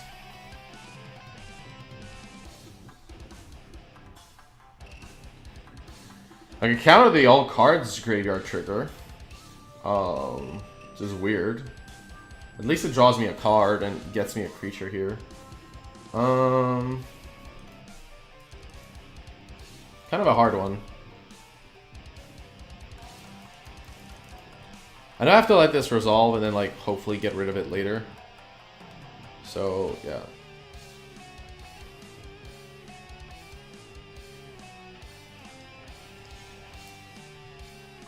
I don't like this song. Let's pass it. Okay, so, like, I'm gonna cycle here to counter that, but the replacement, the problem is there's a replacement effect, so it doesn't really matter. Like, once it's in play, yeah. So I'm probably gonna just cast this Nimble Obstructionist here to, like, put pressure on this Gideon. I don't know if they saw Spell Piercing game 1. Yeah, I think they did. So yeah, they were playing around it. Whoa, whoa, no, I don't want to cycle. I want to cast it, please. Dear God, these are awful. The music I'm putting on is semi-random, so rather than curated or anything. Okay. So we can at least attack this Gideon down a little bit. We also have this Ancestral Vision on suspend too. Okay. Play Ghost Quarter. We're gonna attack the Gideon here.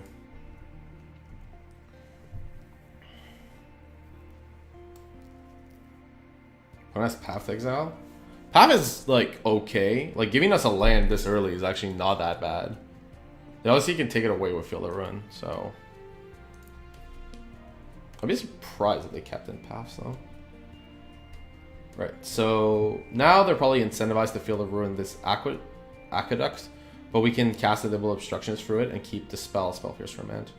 Okay, that's fine. I don't mind that. Okay, so I'm just gonna cast this thing.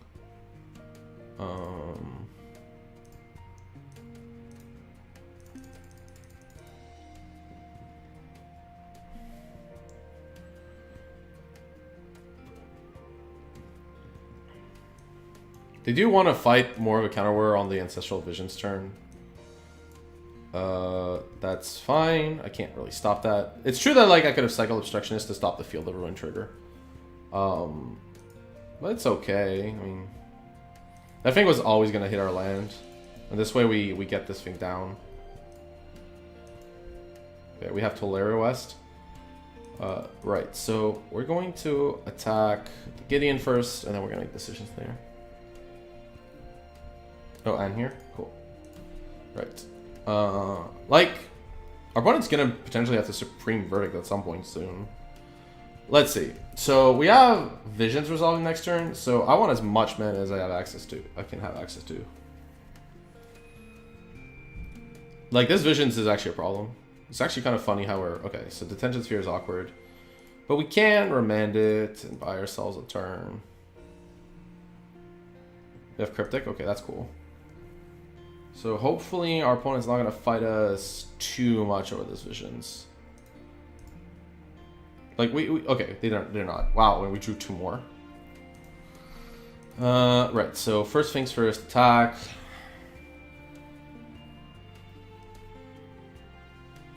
Search for a scan in the blue-white deck. It seems pretty necessary to me. Like, it's a really good way to pull ahead. And you need to pull ahead with that deck. Like, look at it this way, right? Like, this deck needs, like, 5 lands. Like, unlike other decks in Modern that can operate on little lands, blue-white not so much, so, yeah. Let's see. We have access to... This is actually really hard. Like, I really want to suspend the Visions this turn. But... I kind of want... They missed their land drop, right? Since they were on the play, since they lost. I gotta suspend the Vision here. That might be a mistake though, because we really need the like Cryptic plus Spell Pierce is not available to us. So we do have Mana Leak though, thankfully. So if our opponent doesn't top deck an untapped land this turn, then the Mana Leak works, which would be good. Okay, so they're gonna go for Detention Sphere, and then we have our Mana Leak, which is great here. They might have another counter, but we have Spell Pierce / the spell. Dear God, what is this? As I said, songs are random. They're like video game music based, but sometimes it can be really random. Okay, so far this has gone well. I actually think you should run maybe 3 of these in the sideboard. They're just like do kind of what you want in all your post-board matchups.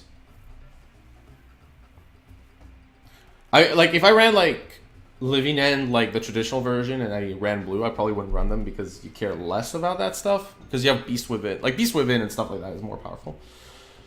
So here, I could run out the As Foretold. But that doesn't really make sense. Like, I have the advantage, so I'd rather pass with Cryptic up.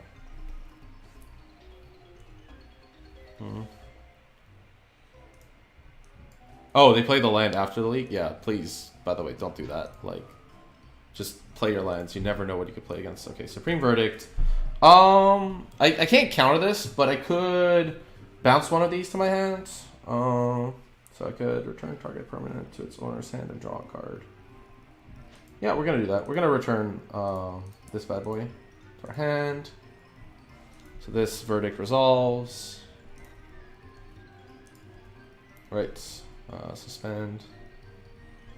Land would be great. Excellent. Perfect. So now we can just cast this as Foretold. I could Ancestral Visions this turn, but we played our land. There's not really... Oh, I could bounce the Rest in Peace in response and then Living End. Yeah, they get their Wall of Omens. I'm not convinced that that's like the best line. They can recast this easily. There's no way I can stop it coming back down. I could Ancestral Visions here too, like just as a... Because this is coming off in 2 turns, like as a draw... Discard... What would it be? Discard 2? We go to 6 and 9? No, it would be like a First for Knowledge. I think we can wait a turn though. I'm gonna wait. We'll get max value. Yeah, they're turning Wrath, like, yeah, sure. But like... Wait, what is this? Snapcaster Mage? Yeah, that's fine. That's not a problem. You can have Snapcaster if you want. Like, look at like how the cost of this Rest in Peace to my opponent. I can just like hard cast my threats, right? Like this As Foretold will go up and it will get there. My opponent has 4 cards in hand. I'm not gonna like jam this. Right. So time counter, suspend 4. Right. So now we have a free spell here too. I might as well just Let's see. I could do the Ancestral Vision, or I could just do Living End here, which I think is fine. I think it's fine to just Living End the Snapcaster away. It's not, like, yeah. We can Ancestral Vision later. We're in no rush. We're in no rush. We'll get there eventually. What is this? Snapcaster Mage? Sure. You can have that. That's fine. See? Look at this. The Snapcaster Mage. Not getting any value. That's the problem with Rest in Peace in a Snapcaster deck. Like, this garbage can happen. Right. We have a second Living End if we want to, but yeah. Now our opponent has to fight through this Ancestral Vision with free cards in hand. We're going to cast this. We have access to basically anything we want. Spell Piercers are not going to be very good soon, though. So, yeah. Oh my gosh, that's great. Fetch, please. Put yourself at like a 2-turn clock rather than a 3-turn one. Alright, so they're going to Cryptic Command, counter draw. No, we're not going to. So here, I'm going to remand my own Obstructionist because we're under no pressure. Which basically gives us the Obstructionist back and counters this Cryptic, which is wonderful. Right, so their Cryptic is countered, they're down a card. This is all, like, exactly where we want to be. Right, so... This is how you beat Blue-White post-board when they have Rest in Pieces. You don't really care about the Rest in Peace or try to combo through it. You just accept that it exists, and you just do other things. Okay, so... I can cast this Living End... I'm going to cast this as Foretold. I should have done it the other way around, but yeah. Okay, so... Here... Let's see here. I'm going to lose a card. I can suspend the Vision, but these River Winders are probably not going to be very good. Did I play I must have played a line this turn, right? Yes, I played a line. Okay. We're just going to discard a River Winder. It's not the end of the world. Not having access to a hard counter here is actually a problem apart from this spell, but we should be okay. Right, so lose the River Winder.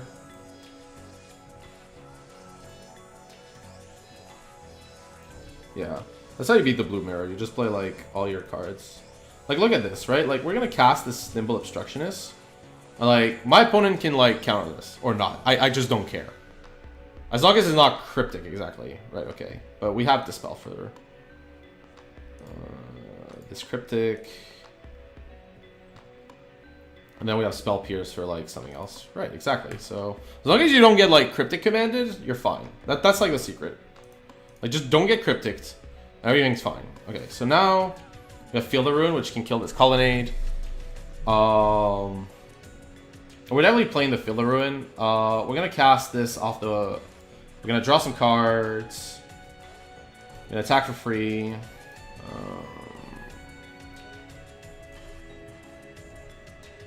Then we're gonna Field of Ruin this Colonnade. Getting an island. Right, and now I could cast Curator Mysteries. I think that's fine. We only have so many conditional cards, and if they go like Supreme Verdict, that's okay. Like, they're gonna have to Supreme Verdict at some point. Wall of Omens. I could Spell Snare this since there's no Snapcaster Mage. So we're gonna cast it off as Foretold with 1 counter. I don't want them drawing into like Supreme Verdict here. There we go, easy. Okay, can we have like a deck which doesn't make me go to like 1,000 hours? But yeah, if you're ever wondering how to beat Blue Mirrors like with a deck like this is what I mean by the sideboard being garbage. Is like, I could easily have much better sideboard with like these Leylines of the Void being something else, and like this plan is much more likely because like I only have 2 Obstructionists, so it wasn't like that likely a plan. But you know, we got there. Like, yeah. I know some people play Collective Brutality, but you need to change your mana base for that. And unfortunately, Darkslick Shores is far from free. Because Darkslick Shore, like, you need to untap 4th land for Cryptic. So you can't, like, Darkslick Shore, like, if you're, like, looking for that 4th land and you draw Darkslick Shores, it's just, like, the nut low. I think the sideboard is really bad, for what it's worth. What do I like? Like, I like the like 1 blue counter spell stuff. Like, that stuff is good. Maybe the rejection is so-so. Like, we did play Blue Tron, but like, do you really want that? I think there's like better ways to beat Tron. Like, you're playing Free Field of Ruins and a Ghost Quarter. Like, I think against Tron, you're better off just playing, like, Surgical plus these Field of Ruins. That's, like, a really good plan. Like, what about, like, playing Snapcaster Mages in the sideboard? That, like, seems super powerful. Like, they work okay with your Living End. Like, yeah, Snapcaster Mage might be a good sideboard card. Yes, let's play first. Just, like, a good card. This hand's a bit awkward. We have 2 Living Ends. But we need the Ask Foretold. Like, these Living Ends are bad. I actually also think, like, maybe this deck should play freely rather than 4 Living Ends. You play Tolaria West. So I think this deck should... Yeah, I think this deck is misbuilt in general. This deck shouldn't play 4 Living Ends. It should play free. Because, like, any hand with 2 is super bad. I think we're keeping anyways because we have 1 mana cyclers and Remand, but yeah. But yeah, I think, like, you should cut a Living End from the main. This deck's really cool. I like it a lot. I'm not sure. I don't know if it's good. I won't go that far, but, like, it's super fun. It's such a shame, like, you're still, like, super reliant on drawing your, what is it? As Foretold, though. So, like, yeah, okay, what if Foothills? Valakut doesn't seem like an easy matchup. Oh, Burn. I don't know at all if Burn is a good matchup or not. Lava Spike first? Okay. Okay, we drew an island. Burn could be an easy matchup if you decided it to be, but it's not with the way the deck is configured. We're giving them a lot of time. You have to combo off. So we definitely need to kill this Eidolon. That's for sure. My opponent has double redundancy, so the Field of Ruin's not that great. But we might still need to... Let me think. Like, how likely am I to draw, like, a Remand? Or Spell Snare? I don't think we can take them off light, so we're not gonna... I'm not gonna play the Field of Ruin anyways. Let's cycle this Riverwinder. We might cast this Curator. That's totally feasible. Visions? I don't know how much time we have for this Visions to, like, come off. Like, am I just waiting for Ask Foretold on this one? We're definitely playing Island. Like, they are a burn deck. Like, I don't know how fast it is. Like, maybe we don't have time. Maybe I just need to, like, turbo into Ask Foretold. And, like, Cryptics and stuff. If that's the case, that means I should cycle rather than cast this. Casting this is really powerful against Eidolon, though. Like, this is a really good answer to Eidolon. It gives us time. It gives us time against all their creatures. But it gives them a target for Searing Blaze. Which they never want. Well, they'll have the target if they want it later. So, with all of that into respect, they're going to play Eidolon. Suspending this might deal us damage. I'm going to suspend this. Wrong Leyline in the board? Leyline and Sanctity seems awful. Actually, I think both Leylines are... I think all these Leylines are bad. Like, I would play Nihil Spellbomb over any of these Leylines and probably have 1 or 2 extra... Like, I don't like Darkslick Shores, but 1 or 2 might be okay. Because you are playing, like, Engineered Explosives and Dismembers and stuff. Okay. Okay, that was an automatic reflex. I should not have cycled that Curator.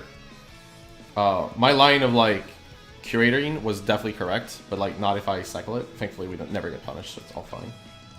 But yeah, 100% I should have cast that rather than cycle. I just blanked for a second and didn't think. It's okay though. We got there in the end. We played it out.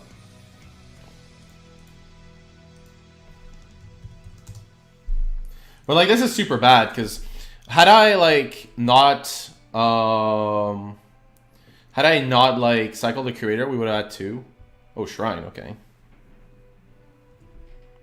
Yeah. Oh, in this matchup, Sanctity would be amazing. Yeah, that's fair. Yeah, like, I made a mistake with the Curator of Mysteries here. I should have 100% like cast, like, not cycled the other one. Then we'd have 2, and these Eidolons are a joke. These Eidolons are already kind of a joke here. Aqueduct. Yeah, this Ancestral Vision's coming in 2 turns and dealing us damage is awkward. Every burn spell my opponent plays is more damage to them. So I'm tempted to kind of attack with Curator here. We can Field of Ruin our opponent as well, just to... What could we got Tolaria West? That would be cool.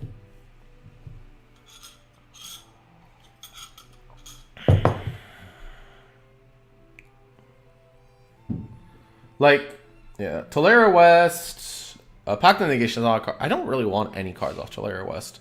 But it's like the most natural land to get. Because I'm not doing... Let's see, if I do Field of Ruin here...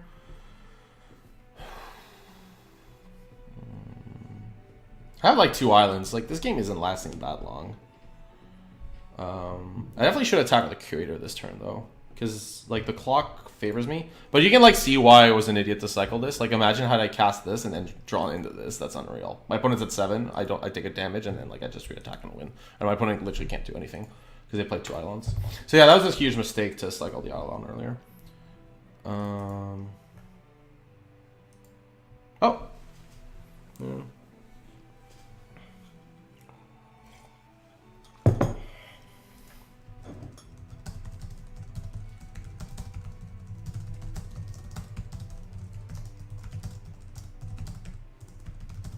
Sorry, my opponent recognized me and thanked me for the comment and said congratulations for commentary on Santa Clara, which is nice.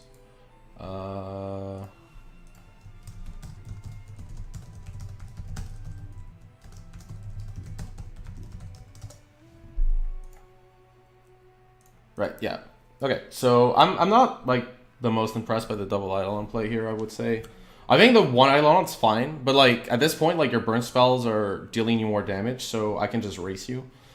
Also my opponent's gonna flood. Let's see. What would I don't even know what I would transmute with this Tolera West. I just don't know. There's just nothing. I guess Sunken Ruins in case I draw a Street Rave. Okay, that's what I'm getting. I'm getting Sunken Ruins because I might get a Street Rave. That's also, yeah, technically there's a Scry, but it doesn't work out because like you Scry first and then search. So yeah, return this, transmute. Right. Yeah, you like Scry 1, but then you have to like search. Actually, oh, it's just, yeah, we can keep Street Rave on top, it doesn't matter.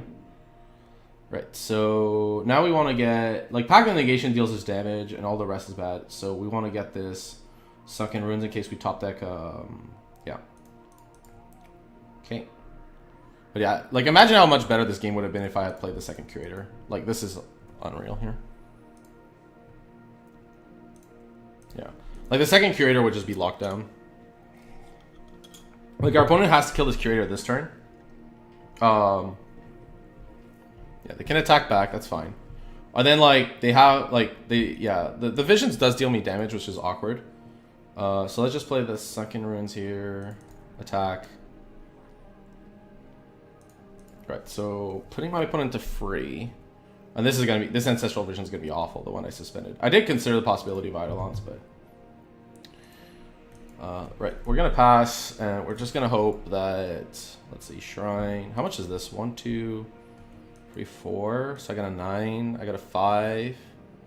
So my opponent can easily kill me if they have 2 burn spells. They just they need 2 1-mana burn spells, and they respond to all their Eidolon triggers. So we like die to our own Ancestral Visions this way.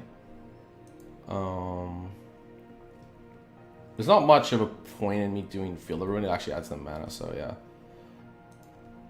So yeah, this is gonna come off the stack. It's gonna be awful because I have to cast it, and we're gonna take 4 damage here, which is horrific.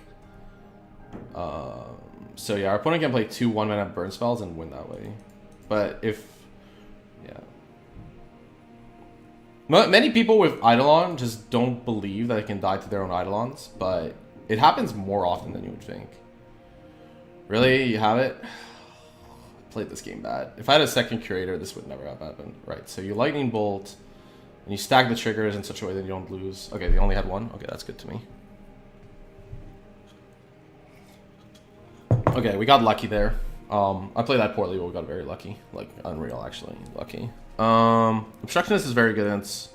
Like, it's just a flash threat. It's okay. Dispel is very good against Burn. Normally, Sorcerer Spyglass is bad, but it does get, like, the Shrines. Post-war, they board in Rest in Peace. They might board in Destructive Revelry, though, so I'm not the biggest fan. Explosives is okay, because Explosives of 1 is good. Honestly, Dismembers are no good when we have no black mana. They board in Raleigh Revelries instead of Searing Blazes. So I like Pierce and Snare. I think both of those are great. Yeah. They're gonna... So, our plan post-board is just gonna be to cast creatures. Remand's not very good against burn. You want, like, cards that trade. Like, this doesn't trade. It's no good. Especially on the draw. We want these. The Obstructionist at least can block, like, a Goblin Guide or something. Yeah, anything here is okay. I guess we can cut one Street Wraith. I don't want to draw too many. Like... Let me see. Do I want to board out more Street Wraiths or something else? The problem is, yeah, my opponent's going to board in Revelries and wants targets. This is a good way to give them the target. Like, it's only going to stop the Shrine so much. I don't think Rejection's good. I guess, like, one Street Wraith's okay. I don't like Remand, though. Ugh. It's so bad on the draw. Like, so unreal bad. Okay, we're going to stick with this. But I really don't like the Street Wraiths here. I'm also not playing Brutality, which is, like, one of the best cards in the matchup. But, like, the way the mana base of this specific version is done, it's not possible. Yeah, I think my opponent's going to board in, like, 4 Revelries is my best guess. Okay, I'm going to, like, keep in a Remand. The games go long, but Street Wraith is just really not good. It's like a hard cast free 4 in this matchup. Or, like it's okay. Like, the other way, Street Wraith is okay if you're, like, going fast, but yeah. On the draw, I wasn't sure about this Pact of Negation either, but I figure, like, we're going to get to a situation where they top deck, and this is, like, what you need at sometimes. This is tough. We're on the draw, so we have 20 lands out of 53, so what's that? Let me just calculate what the odds are properly. We have time. So 21 out of 53, you're doing 32 out of 53. Times 31 divided by 52, and it's 1 minus that. So that's for one draw, and I can draw another one with the... Okay, so we're 80% cycling the Strip Rover Reminder to hit our land. So I'm going to keep on that basis. Obviously, our hand is a bit awkward. That's the one... Like, it's not just that, like, hitting the land consideration, but Explosives buys it a lot of time. If we draw a land right away, yeah, okay, so our opponent Mulligan is super strong for us. The problem is Explosives, because they are going to bring in these Revelries that otherwise do nothing. Explosives is like a card I want to cast for free mana, because they can easily, like, just get their... so here we're going to suspend an Ancestral Vision. I know, like, we might not draw a land, but it's, like, 65% of the cycle. So, and we really need to get this Visions, like, going. Yeah. And I don't want to cast Explosives when our opponent could have Revelry. Riftbolt? Okay, well, we're super far ahead now. Okay, well, we're going to cycle this. We're going to hope not to brick. Well, that was unfortunate. We were, like, pretty likely to draw our land, but what can you do?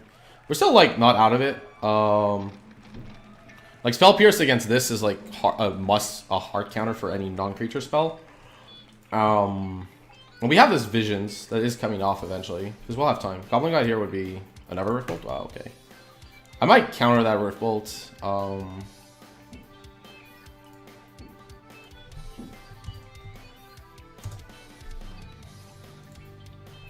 Yeah, our opponent, like, mulligan the Vive and not getting the land is obviously super good for us. I'm not going to lie on that one. Ancestral Visions at 2. Here we're going to, like...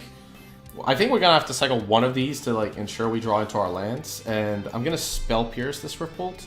Because I can Explosives something like an Engineered or whatever. Not an Engineered, a Shrine. It's possible, like, my opponent has Shrine, but I could Explosives it down the line. Or Cryptic it, so it's okay. So yeah, we play the island here. I don't like, I really like the Curator being hardcast, but we need to get to our lands. Right, Spell Pierce this. Might as well. Like, we can, like, get a Boros Charm down the line, but it's okay. Goblin Guide? Okay, well, we couldn't stop that anyways. So, yeah, we're gonna take our we're gonna have this Goblin Guide dish punishment. I don't think it matters. Might as well cycle here. Good call. If there's a land on top, that is an excellent call. There is not a land. There's a Strip Riverwinder. Okay. We do need to get rid of this Goblin Guy down the line. I'm gonna cycle the Strip Riverwinder to try to hit a land first. Really? Wow. I could cycle the Curator, because we really need a land. Oh, wow, that is really unfortunate. This is, yeah. But, yeah, because we really need to get a free mana. We also don't have Living End or As Foretold, so yeah. We're extraordinarily likely to hit a land, though. So, like, Explosives are going to deal with this Goblin Guide. Right, Lightning Bolt to us, we're at 9, we're at 7. Yeah, so... Yeah. Yeah, okay, we got our land, but that's, like, the turn we're drawing, like, everything. I may not win this one. I mean, it's possible, for sure. Like, I did, like, keep my hand on, like, a basis that would probably potentially draw some lands at some point. I'm kind of priced in to play this Explosives for 1 and blow it up. So, yeah, that's going to be done. And then we're going to discard...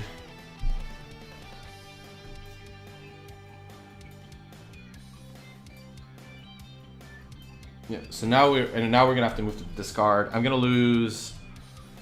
Let's see what I lose here. We're definitely losing. We're losing the Ancestrals, and we're. Oh shoot! I didn't want to lose Cryptic there. That was a misclick.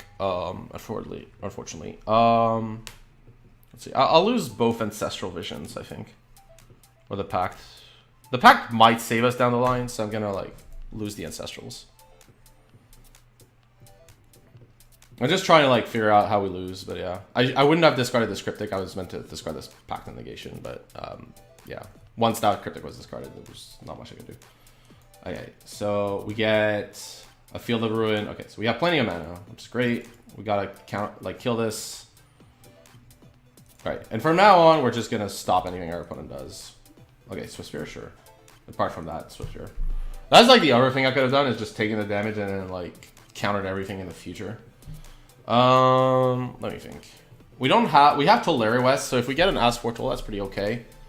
Only thing we want to do here, I could like Cryptic bounce the Swift Spear. That seems totally fine, actually. Yeah, let's play. Field of Ruin isn't really doing anything. Let's play Sunken Ruins and discard Field of Ruin. Yeah. Chances are my opponent will cast whatever spell they have that they can, so I could like Cryptic this. This game has been kind of a comical farce. Like, neither of us drawing lands.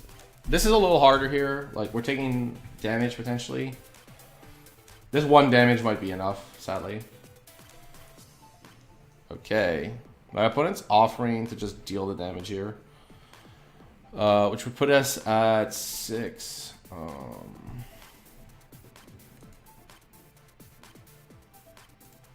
Yeah, we're just gonna return it. This might be a mistake, though. But I think 1 damage might be close to free because we're at 7. And we have Dispel for and Pact and Negation for total nonsense. Right? They replaced with Spear. Tolari West can get me a Living End this turn, which might be okay because of As Foretold. Like, getting a Living End seems actually pretty good because our mana's fine this turn for it. So let's play Island. Let's transmute this. And we have access to Dispel Remand. Okay, so it's not so bad. Could have packed this with Spear. Not really. I played a land this turn. Like, I don't know if you realize how bad my land drops have been. Right, so we're getting a Living End. So now we're trying to increase our chances to get to an As Foretold. Yeah. Yeah, well, don't worry about it. Like, we did miss, like, a bunch of land drops after cycling a ton. I mean, my opponent's also been very unlucky, to be totally fair, so... Alright, so we're taking the damage here, which kind of sucks. They might have a bunch of 2-mana spells, though, so we might be in totally fine shape. So we're going to cycle this Riverwinder, because we're too far from casting it. This is kind of unreal. I could Ghost Quarter the mountain. I don't think that's necessary, though. I'd rather have the land. This is getting ridiculous. Like, wow. Like, at some point, like, I'd like to like get a creature, an As Foretold, even a Street Wraith would have been totally fine. Man, I was wrong about this Remand. Okay, so... Yeah, this whole game is a farce. I've rarely seen a game this farcical in a long time. We want to keep the field... We're going to play the Field of Ruin in case our opponent gets, like, a dual land.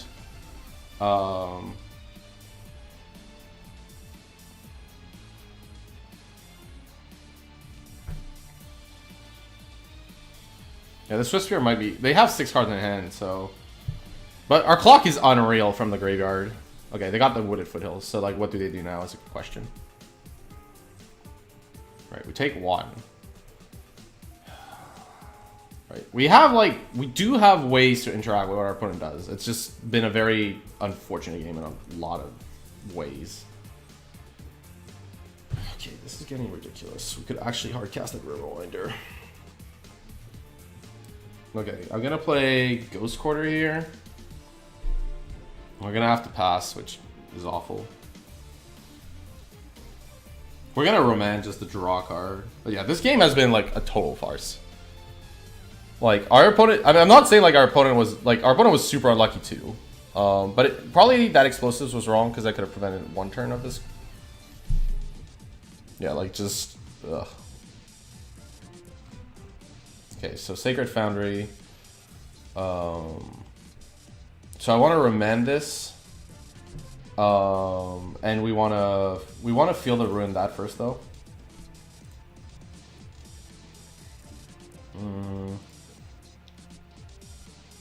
Yeah. Okay. Field of Ruin first.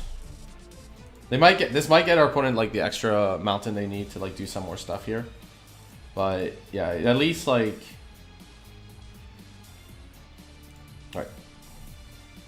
Remand. Cryptic? Okay. Well, Cryptic is a nice card for later. They might bolt us here if they have it, but yeah. I could Ghost Quarter here. One of the mountains. How many mountains we're gonna run? Like 3, right? Okay. That card has to go. But we do have Cryptic for it. I don't really want to pack this.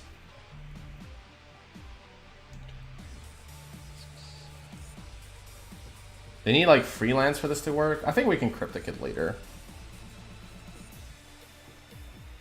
How many mountains does Burn run? I think it's free normally.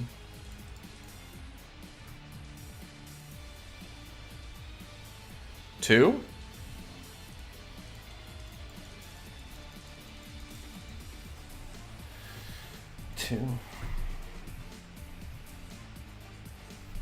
Because like, if I should have Ghost Quartered before for sure, if I think they have to.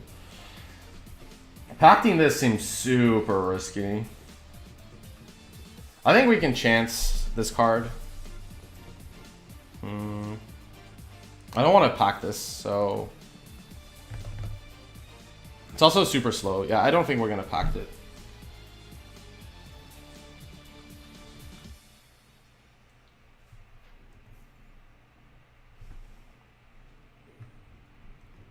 Okay.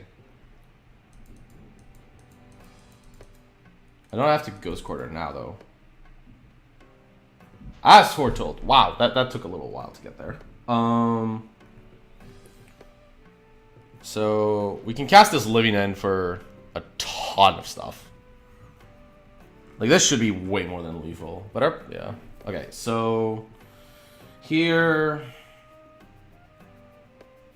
I want access to all our counter spells. So how much pressure do we have? I'm just double checking we're winning on this because this game has been a farce. 5, 10. Okay, we have way more than enough, but they have a Goblin Guide.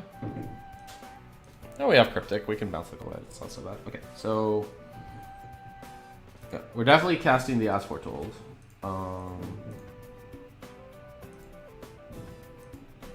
Right, then we're casting Living End.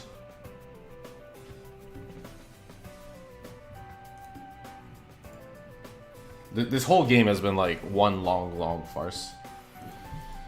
Right, so now we access the Cryptic, Dispel, and Pact. So that's good.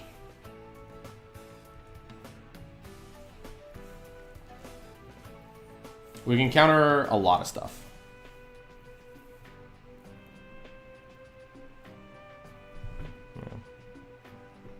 By the way, that is one plan you can have against Burn, is like they only have so many green, they only have one green source normally and so many white sources, so like Field of ruining their colored sources sometimes is good enough. Oh, yeah, this whole game was a farce. I don't know what you could have learned from it. I guess like still like keep your head cool. Like I didn't think through things, like trying to kill the guide and stuff and untapping. Right, so the guide is not attacking here. How much damage is this? This is 18 already without the guide, like with the guide block. So I don't need. I'm not forced to do anything here. This is 5, 10, 18. So I don't have to do anything. I can just attack here. Lariat West, what could that get? I already have the pact. So Chalaria West, I already have the explosives. I could get like an Ancestral Visions. How much mana do I have access to? 1, 8, 9. I can just attack here, I guess. There's no need to prolong this game. Because this is 4, 8, 13, 18. Okay. I mean, there is a world, like, the only card I can think of that beats us would be, like, one of those, like, Rending Volley or something random like that, but I can't imagine my opponent's playing Rending Volley. It doesn't go face. Yeah, so they block with 5, 5, and then this is 8 and 18. Yes, so this is lethal, even with the blocker.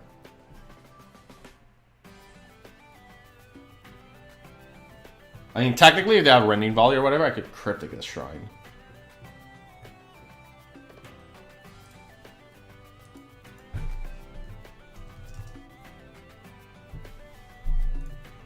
Yeah, that game was a farce.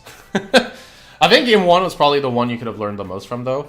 Like, when your opponent plays Eidolons, like, I think Burn is the matchup where Curator of Mysteries is at its absolute best hardcast.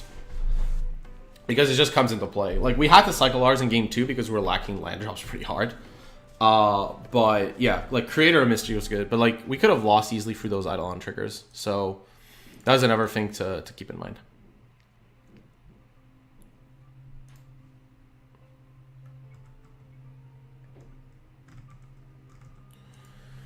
Okay, one more game. These have been some long matches. Super, super long. Man.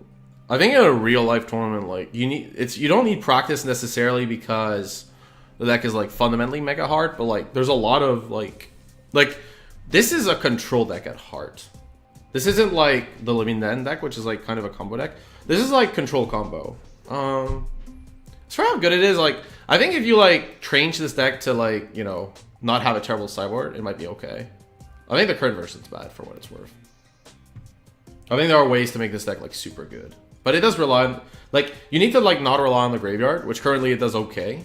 If you can like strengthen that, it's good. Okay, so we're on the draw here. It's pretty awkward to be on the draw with Romance. On the play, this would be like a snap keep, just because like you can prevent what they do and then like have Cryptic up and stuff. On the draw, our hand is like not that powerful. I'll keep it to just see. Like I want to see how this hand plays out against random. But like yeah, if they're on burn here, which is very likely from Arid Misa, we're basically probably just lost. Yeah, this Stomping Ground is rare from burn, so this might be Noble Hierarch or something. No, oh, Dredge, okay. So they're on Dredge. If we were on the play, Dredge would be okay. But oh my god, Dredge living in. We have a Duga Bog main deck though. Oh, we drew another Chalaria West, which is perfect because I did not want to make that decision as to whether to play the West or not. We really need the mana, so the second Chalaria West is great though. We can like start romaning random stuff and then get a Baduga Bog and nuke stuff, which is good. Yeah, living in against Dredge is so-so, let's say. This is a really fun matchup though. If neither side like has the nut draw, it's a fun matchup. Okay, they get Bloodghast back. So what do you do here? Faithless Looting. This is an interesting hand. They must have Cathartic Reunion. I can't see like otherwise my opponent keeping this hand. It makes no sense. I wouldn't like keep this hand if I didn't have Cathartic Reunion. Man, if we were on the play for like Romani that Reunion, that'd be unreal. Or like top deck like Spell Piercer. Like if we had top deck Spell Piercer or Spell Snare, 100% I would play Idler that turn and like totally nail them with it. But yeah, we didn't have it. Whatever. So yeah, here they have to have a reunion. Are they discarding a dredger? They discard Rally the Peasants. Okay, that's an important one to keep in mind. It's easy to beat though. Oh, amalgams. So they dredged and they got 2 amalgams. So if we can get a Baduga Bog soon-ish, we should be in good shape. We can remand like a flashback looting, which gives us time. And there's no dredger. As foretold? Okay. Well, we're definitely not gonna as foretold living end on curve. That's not happening. Right, so island, and we're basically forced to remand anything my opponent does from an interaction perspective. Because those amalgams are a problem. I can't let them like come and play this early. Like if we can get rid of 2 amalgams and that rally, that's actually super strong. Oh, Neonate? Neonate is awkward because like they can recast it and they have Stinkweed. Ugh, this is bad. I can't really prevent this because like I could remand it, but yeah, I might as well. Also, like we want to Tolera West like the turn we can play a Bog, so yeah. I could have remanded the Neonate, but that seemed wrong here. Okay.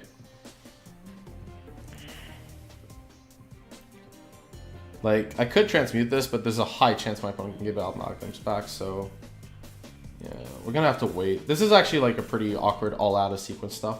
Curator's interesting. Curator's okay. Let's just draw a card. We might be able... Yeah, we need to like keep a remand up, I think, this turn. If our opponent gets the amalgams back this turn, it's really awkward though. Because we can't play Bog.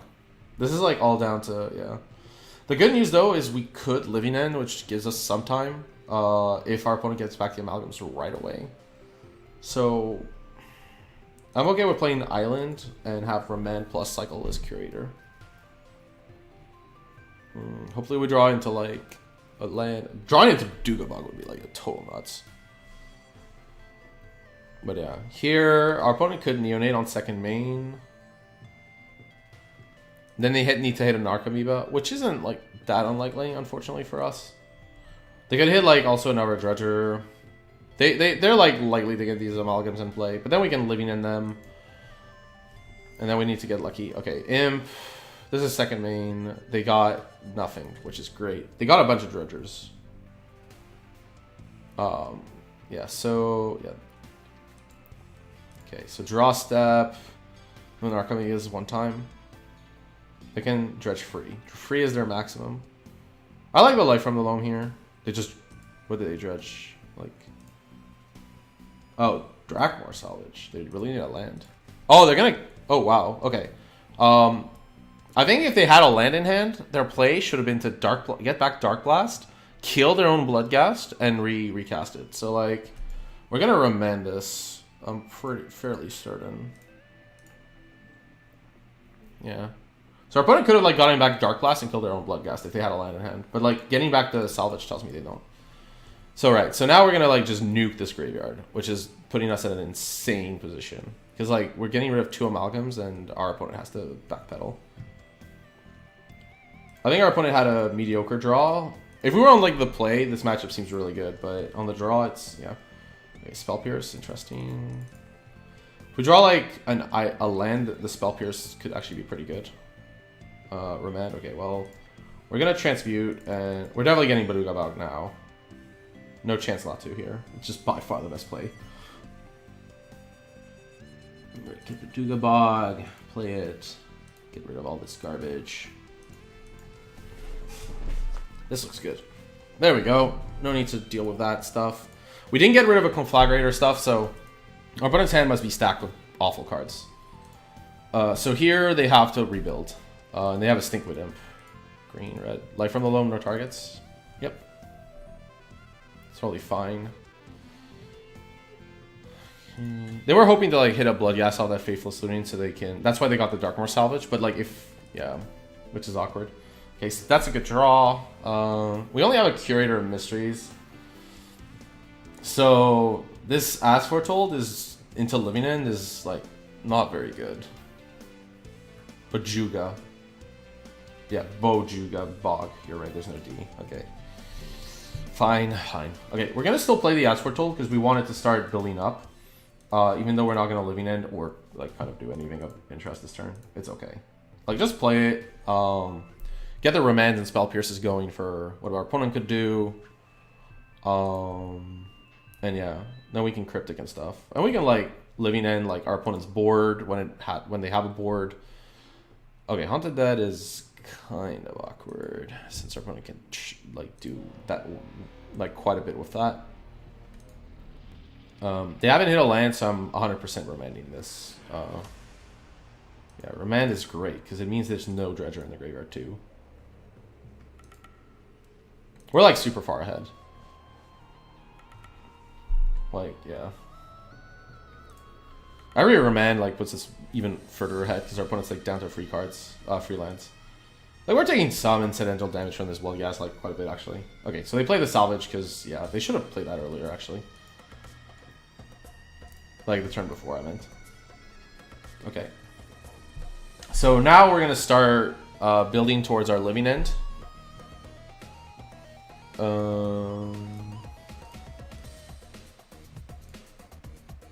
Yu-Gi-Oh music, my god. Okay. We're gonna start building up towards this living end cycle. We're gonna try to draw a land here. If we don't, I still want to remand Spell Pierce rather than Cryptics. Cryptics are better to tap our opponent's board down anyways. So yeah. We're just gonna start cycling. We're gonna let our opponent rebuilding their board is okay once, and then we like just wrath.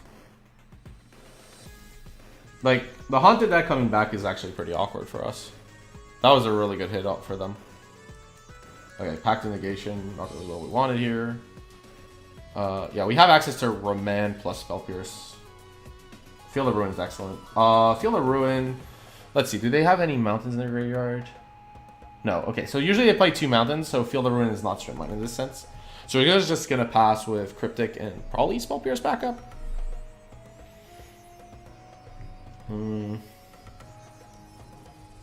I could also like Field of Ruin one of the black sources and yeah. Okay, my opponent's gonna naturally draw. Oh, they might Haunted Dead here on upkeep. Okay, that's pretty interesting. I think this is correct. They get okay. Their hand was like full of stinkweeds. All right, so this happens. Right, they make a flyer. Okay, they got a bunch of. They got stinkweeds and faithless. They got 1 mountain in there now, so that's interesting.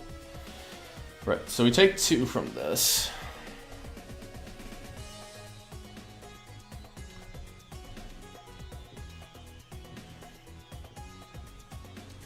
Yeah, getting all these stinkweeds back is bad for us. We need to like re-exile their graveyard with Aqueduct. Okay, so most likely. So 1 second. I'm going to. I could Field of Ruin, but it's not quite strip mine at this point because they still have a mountain in their deck. And they have dredgers, so I definitely don't want this to resolve. It's just like how do I counter it? Cryptic is super important just to tap their board though. It might be still Remand, but don't use the Field of Ruin. Yeah, that's fine. It's super awkward for them to have this Life from the Loam in hand.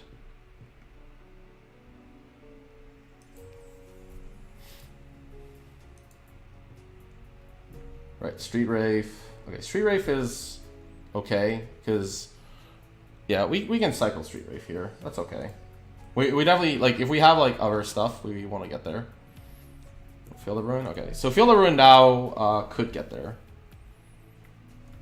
So our plan, depending on where we draw, but most likely, okay, we're going to play this Field of Ruin out, is to Living End here, which gets back a bunch of their creatures and ours. And then we can Cryptic Command tapping their creatures. And that kind of gives us a really good turn. Also, we get rid of their dredgers, so they have to natural draw. So I kind of like the Living End here. Because we can just one-shot them, right? They're at 14. 4, 5, 6. Yeah.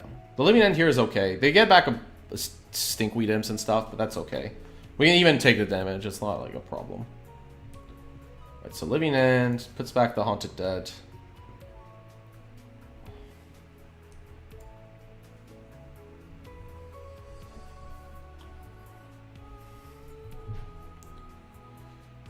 Right. So now, because they're gonna natural draw, they could like Haunted Dead on upkeep, but like, I guess our library is more important to check.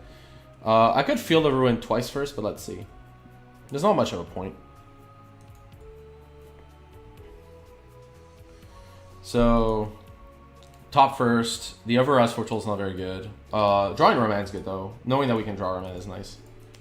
So we can like Cryptic and then Field of Ruin. Or like we can Field of Ruin next turn. Like the Field of the Ruin will totally wipe our opponent's mana base, like all three of them. So that's kind of nice. We don't want to do it now because it would return the Bloodghast. Okay, so our opponent's gonna Haunted Dead on upkeep. That's totally fine. They're gonna lose some Dredgers, like this Life from the Loam. This is why I targeted myself rather than them. I know they have a Dredger, so okay. They return. Narcomoeba was in their hand. That was really good for us. Okay. Now they dredge Stinkweed Imp, I assume. Right. So they have Conflagrate. So we need to watch out for that Conflagrate. But they have an Amalgam. But we should win next turn. We have 8, 11, 15 power, and they're at 14. So yeah, we can let them attack here. Because our plan is to tap all their creatures and win. So yeah, you can attack. We can go to 5. That's not a problem. Yep. Because we have 7, 12, 15. Yeah, and you're at 14. Okay.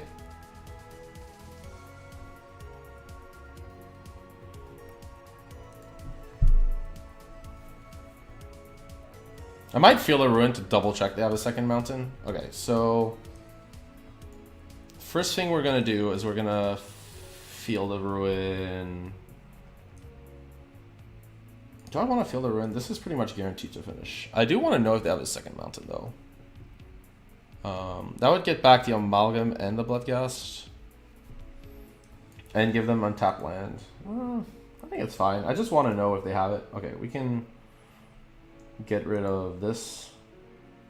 I think it's more important to get this information that, like, yeah. I just want to know if they have it. I don't care about the Remand on top compared to getting this information. Like, we basically won the game. This is just a way to get information if my opponent's playing the standard 2 mountains. They are. Okay, so we know they're playing the standard 2 mountains. That's good to know. I will probably Field of Ruin a second time to double check as well. Okay, so Amalgam comes back. It's tapped, so yeah. Okay.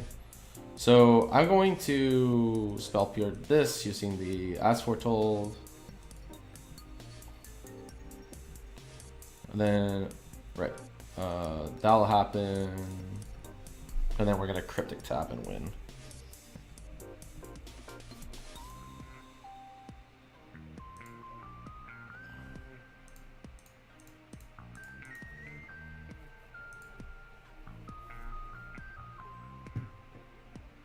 Yeah, so this way I know that my opponent's playing 2 mountains, at least. They normally do. Okay, Leyline, this is the one matchup where Leyline and the Void are, like, unreal. Like, for sure, this is the matchup. They only bring Thoughtseizes and stuff against you. Nothing's really relevant. Spyglass doesn't stop anything. Explosives doesn't really do much. Obstructionist stops, like, a Bloodghast or something trigger. It's not very good, though. It's okay. You don't want Dispels, you don't want Rejection, you don't want Repel. So maybe Obstructionist. Pact of Negation's not that needed against Dredge. Snares are also... They only stop Reunion. And they only board them out because you have access to Romance.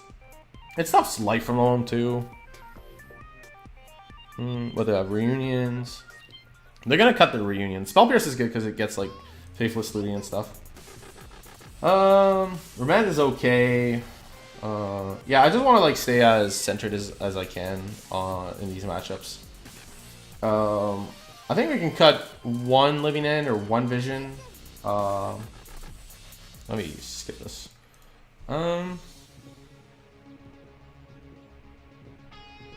Yeah, Spell Snare's not very good because like you're much more likely to hit their Reunion spell board. Actually, to be fair, like they're very likely. I'll keep the Spell Snares on the draw. On the play, I'll cut them because we have access to more counters. Mana Leak's okay, but I don't want too many. I could cut like Aroman because they do get worse later. Visions is fine because we can buy time with Cryptics and stuff against Dredge. The worst card? Maybe one of the cyclers is what I want to remove. I'll remove the Aquatex a little. It's just a free. Okay.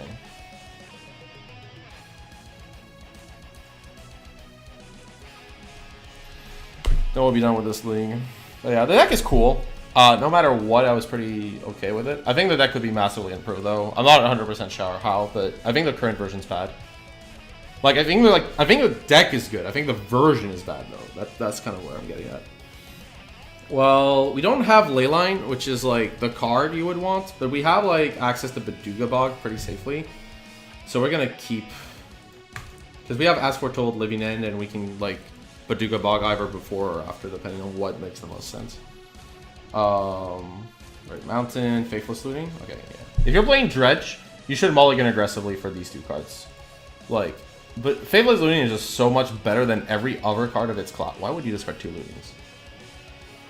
That seems unreal to me.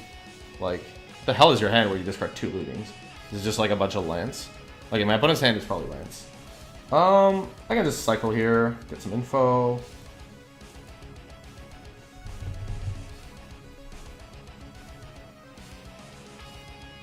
Does my opponent have Surgical? That seems bad, but you can have it. Okay. We need 1 Talaria West to be played, so, like, because we need the mana, so I'll play 1. My plan is to transmute the other. So here shields are down. The nice thing is if we had drawn Spell Snare or Spell Pierce, I could have just gone, okay, I'll play this. Like, I'll just play Island and pass. And then I could have played Taurus. Okay, my opponent just conceded. They need a land, they didn't get there. That's weird. I think my opponent's hand is probably, I don't know. Okay, they just conceded. I think the Dredge matchup's good for what it's worth. Like, your Cryptics are, like, buying you time. And then, like, you can engineer a spot where you're, like, Living In plus Baduga Bog. Either order. Like, you could easily, like, just clear the board and then remove. Or clear the graveyard and then remove. Like, you can choose the order based on, like, what's in the graveyard. And what's in play. Like, if they, like, manage to get all their stuff in play, you can, like, Living In, Baduga Bog. Bye-bye. And it's not, like, that unrealistic to do it. If they have, like, a super fast clock, it isn't. Right, so we're gonna open our treasure chest as usual. We open war chests on stream. Okay, 4-1. Where are treasure chests? Right, I think the treasure chest went away. Not as good as the one we had the other day with Mox Opal Masterpiece and 1,000 play points, but I don't think that's possible. I don't know how good exploration is online. Like it was worth a lot. But then obviously it got reprinted in Conspiracy and as a promo. Wow, 30 free tickets. Okay, this is like some top-notch open. This is really, really good. I'm pretty sure Jace the Living Guild Pack is some piece of garbage that nobody wants. It is 50 cents. Animar, Soul of Elements. I don't know how popular Commander is online, but I assume that like for the people that want this, okay, it's like 80 cents. That's totally fine. It's worth $30 live. Wow. This is worth $30 in real life. Like, I bought a Commander, like, one of those pre-con decks or whatever, because, like, there was Edric, and then Edric was worthless. But, like, now this is worth, like, $30. Okay. Salvage. There's obviously worthless. Anvil of Begarden. Anvil of Begarden's cool. So it's not like Howling Man. It's, like, you both draw cards. How much is it worth? Yeah, 46 cents. It can't be, like, it couldn't have been worth, like, that much. I don't know what deck plays it. Liliana's Mastery. Yojimi, who bars the way. I think that's kind of it, right? Like, these are the 4 keys. Like, you get the 45 play points, and then you get some stuff. And then some cards. Sometimes you get, like, one of the expensive commons, what we did in here. Okay, so that's fine. Yeah, I can't complain. This is 30 free tickets, which is a super big win. Okay, so... as for the deck, I was actually, like, pretty impressed. Like, the only match we lost it was to time, and I think, like... We were behind, but there was definitely a chance to win. So, I really like this deck. I was actually pretty impressed. I mean, I'm trying to think of, like, the decks we faced. Like, what was it, Blue Tron? Like, I think, like, the plan against Blue-White, like, with these Flash Flyers is super powerful. But, like, they can... I think a competent Blue-White player is super dangerous, though. Like, with the Rest in Peace and stuff. I think this... Like, the version itself is bad. Like... I would probably cut a Living End for... What was it? There was one change that was like 100% was correct. Like a Living End for something. a living end for like a main deck obstructionist or something like that. Yeah, like. Yeah, I'd do something like this. And then maybe play another nimble obstructionist in the sideboard.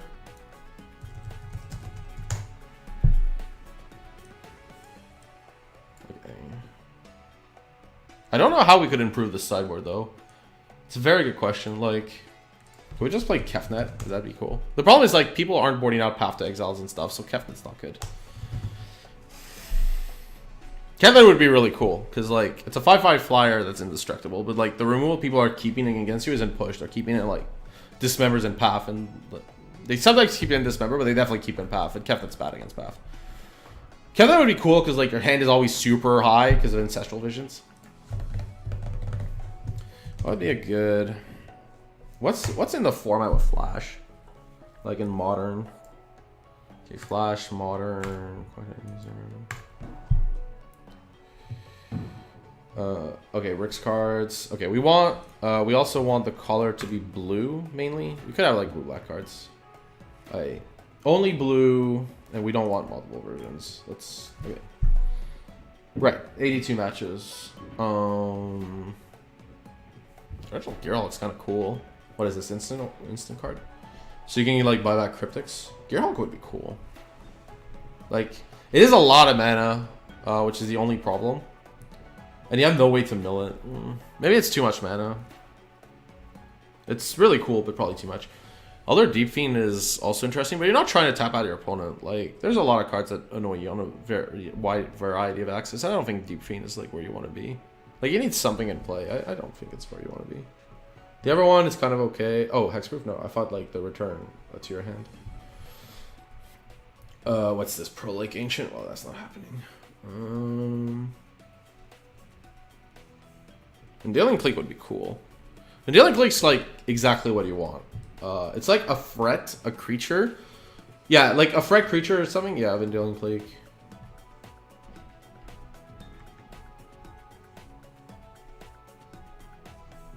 There's not many flash threats.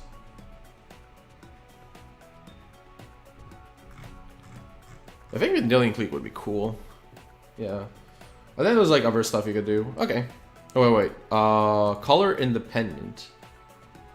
Oh, right. These are the devoid ones. Okay, so what do we have that's nullifier? Oh, man, this would be so cool if this was good. I can't imagine this working out, but it's really funny. It's only good, like, if your opponent's, like, specifically trying to fight your graveyard. Or, like, you got a bog on their way. There's just no. Blue and other colors. So they might... Is there some blue-black flash creature? Spellcrawler's cool, but then, like... Ocean Thief. No. Like, no. Legend of Biting Gale. No, that just seems bad. So, yeah, there's not. Drowning Lich Lord. This would be really cool if it was good, but yeah. You have to tap out for 5 mana. That seems unlikely. Okay.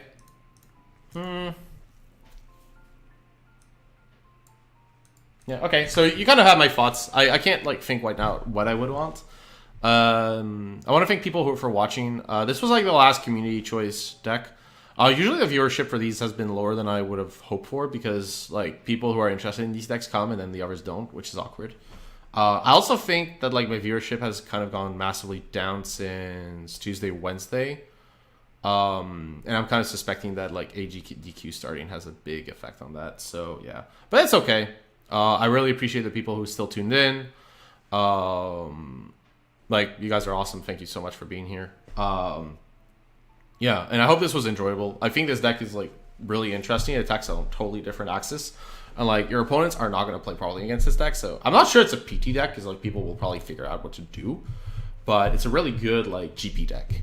I think the main problem is, like, you're only playing 4 copies of the card. Sure, you're, like, churning through your library, but without this card, like, these living ends are awful. So, you could also play... search your library. Is there, like, a card that could help you get there? Search for Scannet is kind of a cool card in this deck. Search for Scanner would be actually a really nice card. Kind of surprising it's not running it. I wouldn't like it in a board. Maybe this is better, like one-off search. Search seems great in this deck. Like, and then we lose the Mana Leak. Search actually seems incredible in this deck. You don't have fetch lands, but it's super easy to like cycle a bunch of cards. Gets you like, yeah, I think Search is great actually. Why didn't we think of that earlier? It's very... I didn't want it in the board because, like, post-board, your opponent's trying to hurt your graveyard, so yeah. Gifts Ungiven, probably not. Like, you could play Trip of Phantasms. No. No. God, no. Yeah. I think that's the problem, is you only have access to 4 as Fortolds, and, like... The visions are totally fine on their own, but without living in, you're... I mean, you can hard cast creatures. It's not unreasonable with this deck. Yeah. But yeah, it doesn't... Muddled a Mixture or something like that would have been perfect. Like, because the problem with Drift is it basically only gets you as Foretold. Like, the other mode, 0-5 defending with Flyer, was just super bad. Muddle would be perfect, because Muddle, like, does something else that's really relevant apart from Transmute. If you just tuned in, yes, you did miss all the games. I'm so sorry. But you get to see, like, me trying to, like, tune the deck further, and, like, I can repeat my advice since you did come late, and that's cool. Still, I appreciate that. Basically, I like this deck. I'm not sure it's a PT deck, but it's a good GP deck. Your opponent's going to play poorly around it. It's really fun. I think the way the deck is currently configured is bad. It can be massively improved. You can totally win with creatures. Like, Curator Mystery... Like, a lot of you just have to understand, I think, like, how Modern works for this deck. Because there's a lot of spots, like... I made a mistake against Burn where, like, brain wash. Like, I basically said I should cast this Curator Mysteries and then cycle it like an idiot. But, like, then I drew one, so it was fine. But, yeah, like, yeah, Curator Mysteries, like, is very good against Burn and, like, gives you another plan post board. What the hell is this? We're skipping this.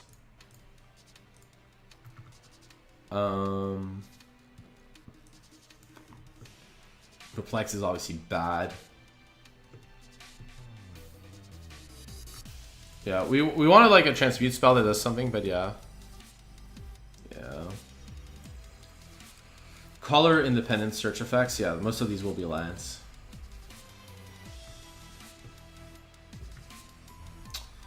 Yeah, I would say, like, you can't really play another Tudo for Foretold, but I like the search for a scan in the deck. I think the search seems like you do need to be untapped for Trump 2 or Remand, but, like, you have Cryptics. You have, like, tons of time to catch up, and it's very good with Pact and Negation to have this additional land. And it works with your deck, right? Like, there's a lot of cards that have, like, conditional use, so... Yeah, I do like the search for Scanta here. Like, it works well with what your deck's trying to accomplish. Yeah. I'm trying to think, like, for the sideboard, what to do. Like, I kind of liked a lot of cards except for the Leyline. Like, the combination of 3-1 Flash Flyers seems really good, too. I'd say we don't want Rejection. You don't have a way to rebuy it, and it's only really good against Tron. And against Tron, like, you already have Cryptics and Remands and stuff. So, yeah. I wouldn't have all 4 ley lines. 3 is okay. That's some matchups where it's great, but yeah. And I kind of liked everything else. Do we want 2 search for Scandas? Maybe. Sometimes I was lacking cycling creatures, but I think, like, yeah. You could cut, like, 1 Aquatex of Will to put an Obstructionist main deck. I think that's totally fine. Yeah, I would do something like this. Okay, this is kind of, like, where I would go. So I'm going to put this as recommended version for the future. Sorry.